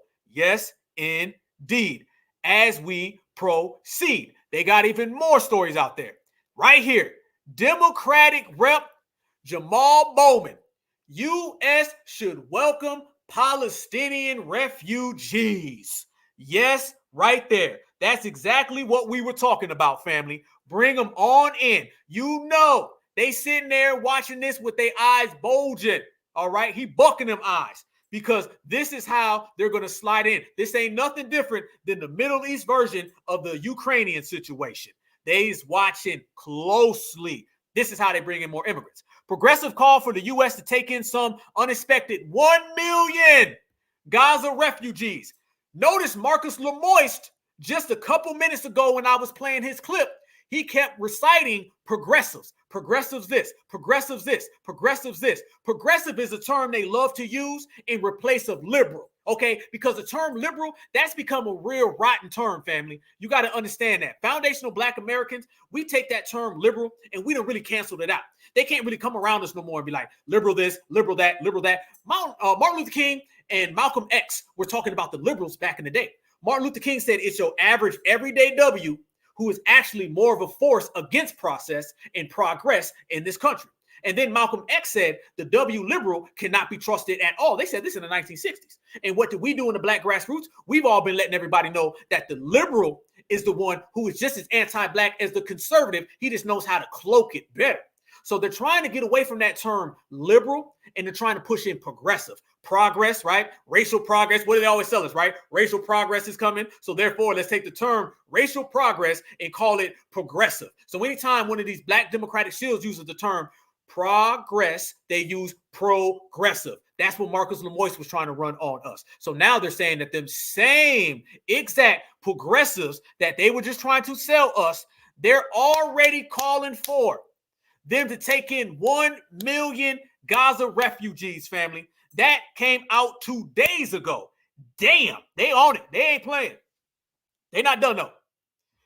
U.S. response. The U.S. military has selected about 2,000 troops to prepare for potential deployment, but they ain't got no potential reparations money for my people who built this country. Check this out. Floyd Mayweather Jr., NBA players to join a LA march so they can stand in solidarity. Have any of these folks stood in solidarity and marched with us? No. And by the way, the NFL, the players are kneeling. And not only are they kneeling in support of what's going on over there, they're kneeling and the NFL ain't got no problem with it. Once again, there go the energy shift. This is what we be talking about. We got receipts up in here going through it. Y'all seen this right here that came out. Going back to Black Lives Matter. Black Lives Matter Chicago. Listen to this divester shit that was popping up. By the way, they deleted this and then they try to run it back. Black Lives Matter in Chicago. They said, we will be with our comrades who are always with us. There go that invisible solidarity again. They say, these people over there, Palestinians, they're super fun. And also Black women who are into men, because y'all know what type of time Black Lives Matter be on. No judgment. There will be lots of our very handsome Palestinian brothers who believe it is their duty to protect and listen to Black women. Family, you can't make this up. You cannot make this up. That really happened. They really posted it. Then they deleted it. But brothers and sisters caught the screenshots. Then they put it up right there. This is the foolery and the fuckery that's been going on the last few days. But it all revolves around us caping for somebody else. Now, look at this person right here. This is what I want to show y'all. Look at this person. First off, I cannot pronounce this person's name. Gwendolonian, whatever, Wallace. This person wrote. This is what they wrote, family. This person was tweeting all day long, tweeting every 2 seconds, okay? Talking about us, trying to cape for us to get involved to the point where she started saying shit like this, family. There are infinite reasons why Black freedom struggle and Palestinian freedom struggle are directly linked. And I wanted to share some of them because I think many Black people, especially Black Asian, I don't know what she's trying to get at, are most quiet about what's going on in Palestine as they ought to be. Run that back. She says there are infinite reasons why our struggle and their struggle. That's that interconnected stuff old boy was talking about. Mind you, interconnected just means tether. A tether wants to interconnect too. You know what that means? That means I can steal from FBA. Yes, it does. Now, she says that, and she says how we're interconnected and we need to do better. That's really what they be on, fam. They be on this whole Black Americans need to do better. Y'all ain't really fighting hard enough. Y'all ain't really struggling enough. Y'all really just slackers with helping everybody else, you know, because we're supposed to help everybody. Then, when you look at this person's profile, family, look what she's on. Boom. This person identifies herself as a Black feminist, children's lit author, grad student, aspiring politician, aspiring public historian, anti-liberalist or anti-imperialist, a true enthusiastic, and she's from London, England. She got so many goddamn things, it's hard to keep up. Black, feminist, children, author, grad student, anti-imperialist, and she's from England. This person has been trying to get foundational Black Americans involved in something, and she ain't even from America. Yes, this is the type of time. And by the way, she got way too many goddamn titles in that. But there's only two that stand out. Black feminist and London, England, a.k.a. anti-certified, anti-FBA. How'd you know? And by the way, that forehead, I don't know. That forehead, that hairline, I don't know. That forehead looks at it. That forehead's probably about 7 o'clock. And that hairline's probably about 10:30. So I don't really know about that one. That looks like a tether over there. That's a double tether, family. I'm telling you, second generation. That's what it is. Now, Sierra. Let's look at Sierra. Sierra came out. This is Sierra. Y'all tell me, anytime y'all see Sierra come out and say any goddamn thing about the multitude of Black Americans that have been harmed. Once again, when I was down in Jacksonville, I didn't see none of these celebrities. I didn't see none of these politicians. Sierra came out and made an immediate statement. She said, as I laid my head down on my pillow to go to sleep last night, she getting all Aristotle with it. Notice that, family? They be digging deep into the emotions. They be really caping hard. It don't just be that they come out and they say something. It's like the emotion and all of the energy they put into it. As I laid my head down on my pillow to go to sleep. Okay, if you let your head on your pillow, I assume you're probably going to sleep any goddamn way. You don't need to follow that up by telling me what you're doing. Then she said, go to sleep last night. So she gave us, as she went to bed, as she laid on the pillow, and it all happened last night. She gave us the time, the date, and the goddamn place. Come on. She said, I had a heavy heart and water-filled eyes. Is this a goddamn message, or is this a goddamn R&B song? What the hell are we talking about? These people be caping. They go to another level of caping for these other communities. You never see them do with us. When it comes to us, it's can you do this? Can you do that? Leave that man. He ain't worth nothing. Sisters go out there and twerk on the damn table. It's all of that negative ratchet stuff with this. It's going to bed at night, water-filled eyes, can't sleep, woke up heartbroken. This is the shit we be on, family. I will never understand someone maliciously attacking innocent people. I can't imagine the feeling of families, parents that are losing their loved ones. All you got to do is just ask. That's been happening to Black folks for 500 years. Ain't you Black? Ain't you Black? It don't go far. They acting like they got to hop on a plane, fly to another country and go do a sit-down interview with these other communities to understand what's happening. You ain't got to do all of that. If you're a black person, just go ask a family member what it's like to be oppressed. How come all of these folks are acting like it's hard to figure out what it's like to be oppressed? But guarantee you, family, anytime a Republican or somebody does something, they'll understand it. So if she goes and capes for Kamala Harris, all right, then all of a sudden she'll see racism with the Republican Party. But she can't see it right now. She continued.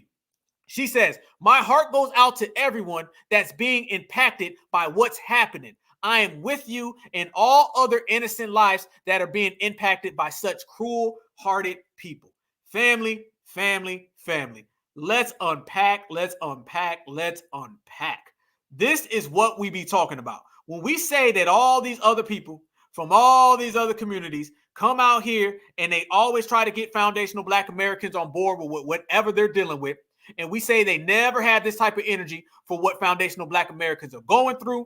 They never had these damn quotes, these poems. That sounds like a poem.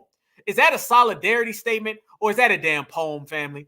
She gave us a poem. I don't need a poem, Sierra, okay? Matter of fact, we don't need anything from y'all celebrities. This is why they say celebrities are not leaders. It's because of shit like that. But you see the energy shift. You see all of a sudden these players start kneeling. They start going to these protests. They start showing up. With us, family, they give us the most basic, the most simple as solidarity statement. And this is with their own community. But yet let it be from somebody else, from another community, then they go all the way out. They lay it all on the line. They not sitting here, family, playing no games. They breaking it down to the T. They saying, listen, we going to have to ride. We going to have to hold you down. We ain't going for none of the nonsense. We going to have to make sure that this don't ever happen again because we as people, we got to stand together. That is what we say when we say they put on them goddamn capes. And this is what we say when we say that they are actively working against certified foundational Black Americans. And it all happens all the time from these celebrities, politicians, and all of the above.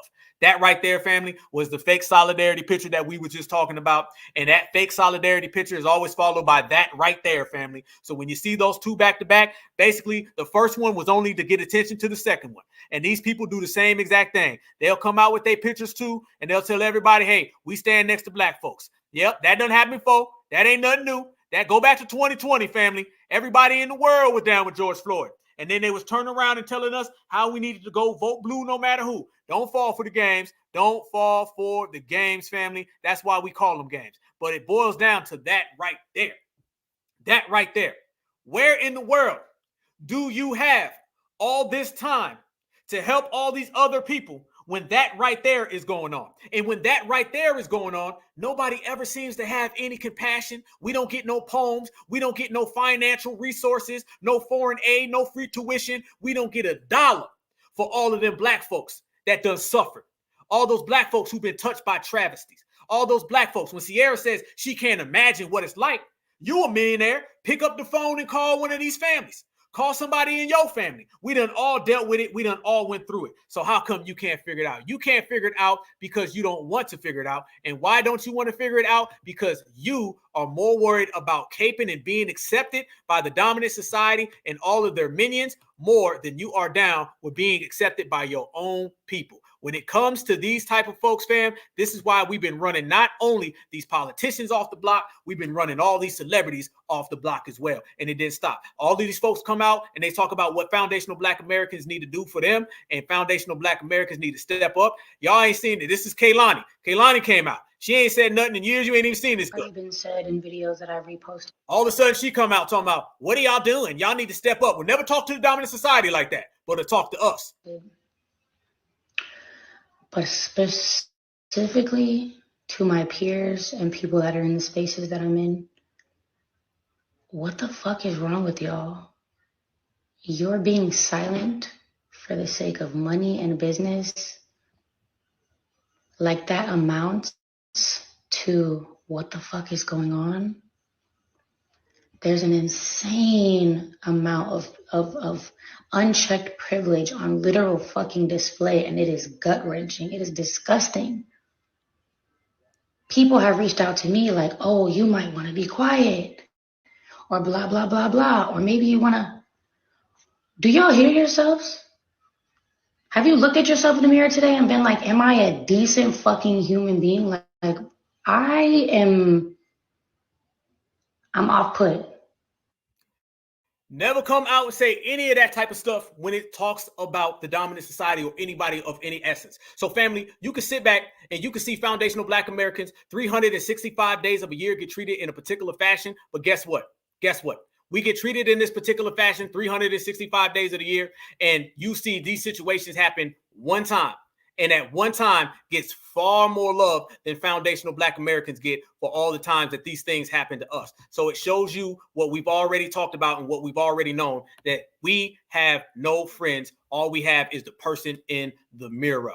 And when you start talking about no friends and the person in the mirror, it doesn't just stop with them caping for them other communities. It also goes back to what we were saying, family, how they're trying to move all these other people into our communities. Did y'all see this right now, family? Check this out. They're literally out there right now telling people to adopt an immigrant. I ain't lying. Family, I ain't lying. Check this out. This is an adopt an immigrant program. So when you see all these folks from Sierra, Kaylani, and everybody else, and they out here talking about, y'all need to do better now, what y'all doing? Because mind you, family, they talking to Black people. They would never talk like that to the dominant society. All you need to know is when you listen to these people, they don't talk to W's like that. They're talking to us. So all that ridicule is us. And they try to use all these other terms. They are scared to say that to the dominant society. But after you see all of that, family, what do you see? You see them trying to take that situation that everybody's caping for and use it as a catalyst to move everybody into our communities. Watch this lady right here say that we need to adopt an immigrant. Listen.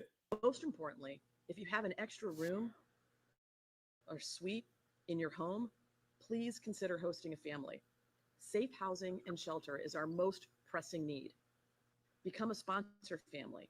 You can contact the Brazilian Worker Center for more information on how you can step up if you're willing to have an additional family be part of your family. If you're a local official, a college president, a business owner, or a faith leader with an available building or space in your community, please work with us to offer it as a shelter site. If you're a social service provider, please consider becoming an emergency assistance homeless shelter provider. Our resources are stretched thin there as well. And if you're a hotel or a motel owner, consider opening it up for emergency assistance. If you're a landlord or a property owner, we can use you too and connect you with service providers to help transition families into permanent housing. Everyone has something they can offer. Boom, right there. Family, you heard it. You heard it. No cap. No cap. That wasn't AI, as I always say, family. That woman said, adopt an immigrant. If you have a room, host a family. Like these are, some orphanage. These people are coming from some damn small little adoption agency. They're literally trying to get us to adopt an immigrant. Y'all know they're not talking to the dominant society. If you really think your average person from the dominant society is going to do something like that, they ain't doing it. They are talking to Black people. The same way that they tell us that they're going to move these folks into our communities, that's the same exact thing that we're talking about right there, family. To try to get them to move into our communities, so we need to accept them. And now they're saying, well, since y'all got upset with them just getting moved into your community, now let's go ahead and just have you adopt one of them. Just let's have an immigrant adoption agency. That is literally what she said. She said everybody can do something. Now, mind you, when it comes to foundational Black Americans, do they ever say everybody can do something with us? Do they ever say with Black folks getting harmed, Black folks in the streets, Black folks out here being the last in every single statistical category, we can do something for Black folks? Does anybody ever say y'all can all help them? No. But you're talking about people who aren't even American, and they're telling all of us what we needs to do, how we needs to help. And this is what we talk about all the time. That right there, family, is the second phase of them coming after us, because they try to move them into our communities. Y'all seen all the videos with them pushing Black folks out. So now they're saying, if we can't push Black folks out, let's try to slide these people into adopt. So either we have to be pushed out of our communities to accommodate these people, or you have to adopt these people to accommodate these people. But it's never about accommodating us, and it's never about us getting our just due. How do you know that, family? Look at this right here. This is another case in point of what we're talking about. When you start speaking about money, you start talking about assistance, you start speaking about them and how they're giving these folks allowance and money and moving them into housing. Right here in Chicago, I spoke with Christina Passioni-Zayas, the city's first deputy chief of staff. She gave me insight on how the crisis is impacting the city and the state financially. Already this week, 41 buses have rolled into Chicago, and that means there are now 11,000 migrants living in shelters 4,000 are still sleeping on police station floors and staying at the airport. Now, this is really startling. 30% of migrants here in Chicago are children. Majority of them are attending Chicago public schools. Right now, the state is footing the bill for what they call temporary housing, apartments and homes that are rented out for migrants. The state is paying on the high end $9,000 in rental assistance over a 6-month period of time. With that comes help moving in and a starter kit to furnish the apartment. That rent lasts for 6 months, and ideally people would have started their legal process, secured legal work authorization, and then be able to sustain that apartment. And so the cost, or I guess the payment towards the landlord, is based on market rate. It's based on the configuration of the apartment, how many rooms, where it's located, all of those things. And so it kind of varies from place to place. We ran out of time, but I did reach out to the city to see how many asylum seekers are currently taking advantage of the rental assistance program. We haven't heard back from the city on that. The city put $4 million towards helping migrants get temporary housing. The state added $38 million to that. And right now, there are only 30 to 40 case management workers from Catholic charities working to get thousands of migrants temporary housing. And I'm told there's a push to hire more.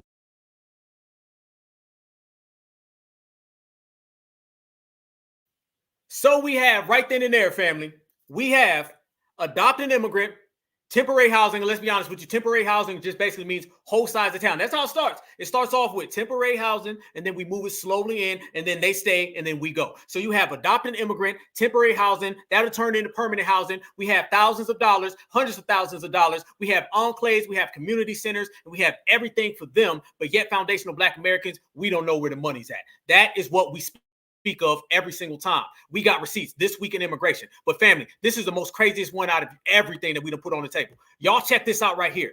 As they bring in these people from all these different communities, y'all know how we sit here and we say that these folks are bringing in folks from bad areas. Y'all remember when Donald Trump said they're bad hombres? Y'all remember that? He said these folks is coming in from all these parts of the country, of their countries, and they're going to all parts of our countries, particularly Black areas, and they're bringing crime. They're bringing all types of criminality with them. They're bringing bad backgrounds with them. Oh, yes, indeed. So I want y'all to think about the last 2 videos, and I'm going to drop the last major receipt on it. You have adopt an immigrant, okay? So just bring one in your house next to your kids. They want us to just let them come in our house, and our kids' room is right here, and then their room is right there. That's what they want. This is how desperate they are. And then they're also bringing them into our communities, moving us out. On top of all of that, family, I want y'all to see this video. This video dropped, and it blew my mind. I seen this video, came across my timeline. Family, look at this right here. When we say that they are bringing in people from criminal backgrounds, they bringing in people with criminal backgrounds. How do you know they're bringing in people with criminal backgrounds, family? Because you literally see their actual ankle monitors from being on house arrest. We got receipts in the building. Check this out, family. Protejan a sus hijos, más que nada no les quiten nada. Van a dejar en el calle. Después de que salgan aquí, los van a echar a la calle a todos. Look at this guy. Ellos no quieren. Oh, dude got an ankle monitor. Ellos no quieren que nosotros les hablemos y les estemos diciendo lo que están haciendo ellos aquí. So does she. They all are. So does she. Oh, they all got ankle monitors. What the hell? They all have ankle monitors. They were just dropped off by a dude in a truck. They all got ankle monitors. They're beeping. Somebody's out of their region. What the hell, guys? Seriously? You feel morally okay with what you're doing to our own country, and you hide it with a whole bunch of kids?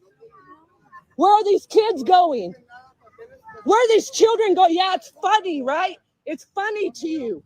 It's funny. It's a joke.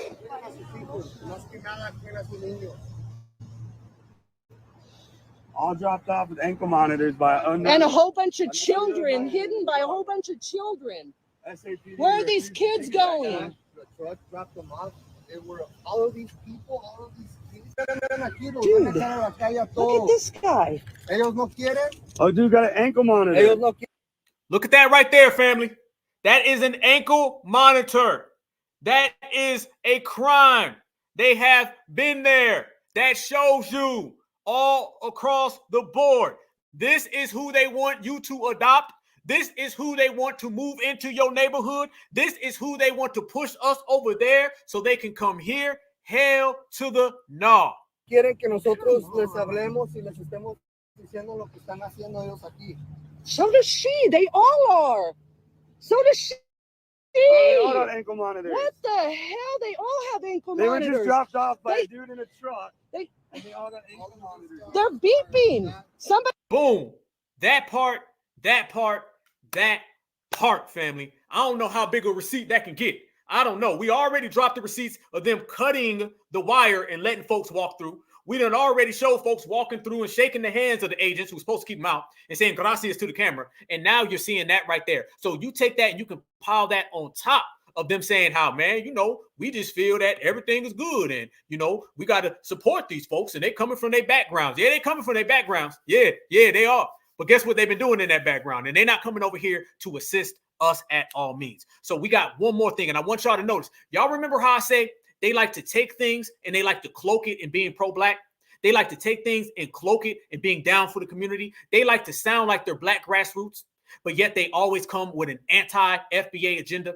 Somebody's been out there talking about how they're so for reparations and so for the community and so for black folks as a lineage. They've been trying to stand on the lineage, but in reality, they're trying to stand over the lineage. So in the future, they can get a job with the Democratic Party.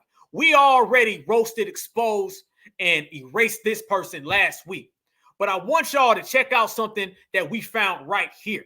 Y'all know that individual right there who, by the way, when I was at the Tether convention, I overheard some of those Pan-Africans saying that she got ran off the block and she didn't want to come because they didn't fuck with her and they had smoke for her. Okay, I overheard it. I'm just telling y'all what I heard when I walked in the place. I heard some people saying she was scared to come because she was running all that shit on the internet, blocking folks, but she couldn't come. Matter of fact, the guy said she ain't gonna show up because she knows she talks shit, but she can't fight. So I just laughed at it because I'm FBA and it ain't none of my business.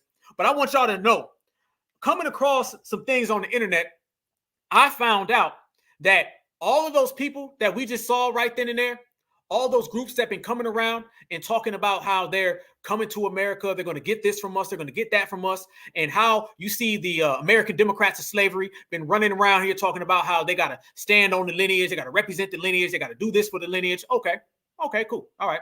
But guess what else I found out?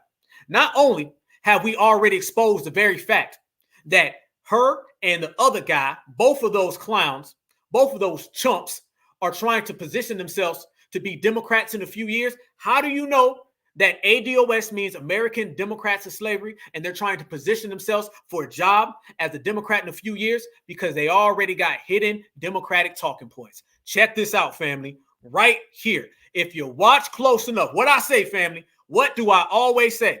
I said, if you watch close enough, you gonna see the Democratic shield pop out left and right. This was Strappy, and she put out a post, and she said something that a lot of folks didn't catch, but y'all know Black Alpha 6 gonna catch it.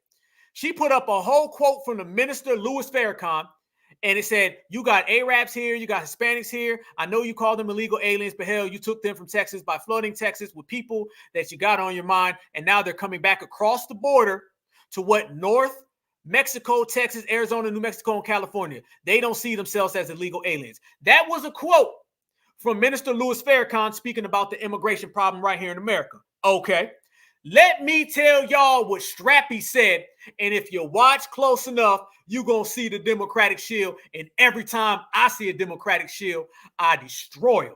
She said, there are many Black leaders responsible for why ADOS adopted an open borders stance on immigration. One more time for your motherfucking mind. She said there are many Black leaders responsible for why ADOS adopted an open borders stance on immigration. Open border stance immigration. And then she followed up by saying, but too many of y'all aren't ready to expand the blame beyond the Democratic Party, so I'll leave it alone for now. She had to cape for the Democrats her employer, she had to say, y'all needs to be nice to them and quit talking about them instead of the Republicans. And in the meantime, in between time, I support open borders on immigration. So you say you stand on the lineage, you say you're about reparations, but in reality, you ain't nothing but a Democratic shill who supports open borders immigration, and you want to be a Democrat by not just name, but by complete employment affiliation and love. That's who y'all are. Black Alpha done seen it. Drop receipts. So anytime y'all see the American Democrats in slavery, know you ain't looking at nothing more than Marcus Lemoyce Hill, Van Esther Jones, Roland Martin, or Broken Buck Kari Sellers. The only difference between the two of them is one pretends to be black grassroots and the other one couldn't do it if they tried. But either way, they all are Democratic shields, and we line them all up and we put them on that G-check one by one by one, certified all the damn time. G-check family. Man, it's been good breaking it down with y'all tonight, man. It's been a hell of an episode. I said we was going to go down that list. I said we was going to put that line in the sand. I said we was going to separate the real from the fake. We was going to separate the artificial from the authentic, the certifieds from the counterfeits, and that's exactly what we have done. I love y'all with a passion. Right here on the Black Alpha Network, we go hard, we go heavy, we represent it to the fullest, and there's nothing I love more than being with the certifieds. That's why I say it's certified all the time. You can't be halfway, FBA. You can't be sort of certified. You're going to be certified, you got to be certified all the time, all the way across the board, and that's what we are. We are certified all the way across the board, and that's why we build it. If y'all look, right now, it's building. We building, we pushing, we working. And everything we doing has a purpose. And that purpose is to make sure that this lineage, heritage, and culture stands above everybody else the way it's supposed to be. Smash that like button. Make sure you guys subscribe to the Black Alpha Network. We got something building, and it's something so powerful because it's based on us. It's not based on the Democrats. It's not based on the Tethers. It's not based on the cosplayers. All we do with them is that we throw their ass on the corner like it's trash day, throw their ass out the house. But what we are about is we're about representing to the fullest. We're about being true to ourselves, and we're about making sure that our ancestors are represented good, that our babies have a bright future, and in the meantime, in between time, we're going to shine like new money. That's what we're about. So make sure you guys subscribe to the Black Alpha Network. Make sure you smash that like button. Hit me up on Twitter or Instagram, Black Alpha Net W1. Y'all know I love y'all with a passion. I appreciate all my new subscribers. I appreciate all my day ones. Every time we get right here, we're going to be right back here. We're going to do the same exact thing at the same exact time. We're going to make sure that we are in a space separate from everybody else, okay? We are lineage that is different than everybody else. We stand on the shoulders of Neely Fuller, Dr. Claude Anderson. We stand on the shoulders of Kabahai Wata Kamene. We stand on the shoulders of everybody. But more so to it, family, we stand next to each other. We stand next to each other. All my certified brothers and all my certified sisters. If I could leave everybody right now with the main thing on this episode, and that is that we all we got. And that's great. I love having us. That's the beautiful thing about it. When I look over each shoulder, all I see is certified foundational Black Americans. That's all I care about. I was just telling my mother, I said, I love only having to worry about our FBA family tree. Only being concerned with our FBA family tree. No fake friends, no fake allies, none of these fake solidarity people. Every last one of them, they're going to catch wreck and we're going to run them off the block. But we're going to stand together. So I love all my brothers, all my sisters, the kings, the queens, the goddess, and the gods. I love them all. And I always tell y'all, whoever's next to you that you got love for, you make sure you let them know something. If it's your brother, your sister, your mother, your aunt, your uncle, your cousins, your kids, whoever, make sure you let them know that you love them, because the more we put out that good energy, the more we stand next to each other, and the more we stay certified, the more we win. And if you look around right now, family, we win it. We win it at an all-time high. And that's what I love about this generation in this era. We do things, we do it with style, but we win. And we do it all based on that we are one tonight. Let us be one in the future. Power to all of our people. And Black Alpha, y'all know what I always say, family. I say that wherever you go, no matter what you do, let them know it's FBA all day, certified all the time. I love y'all with a passion. And Black is beautiful, and beautiful is always Black. Peace and love. One love.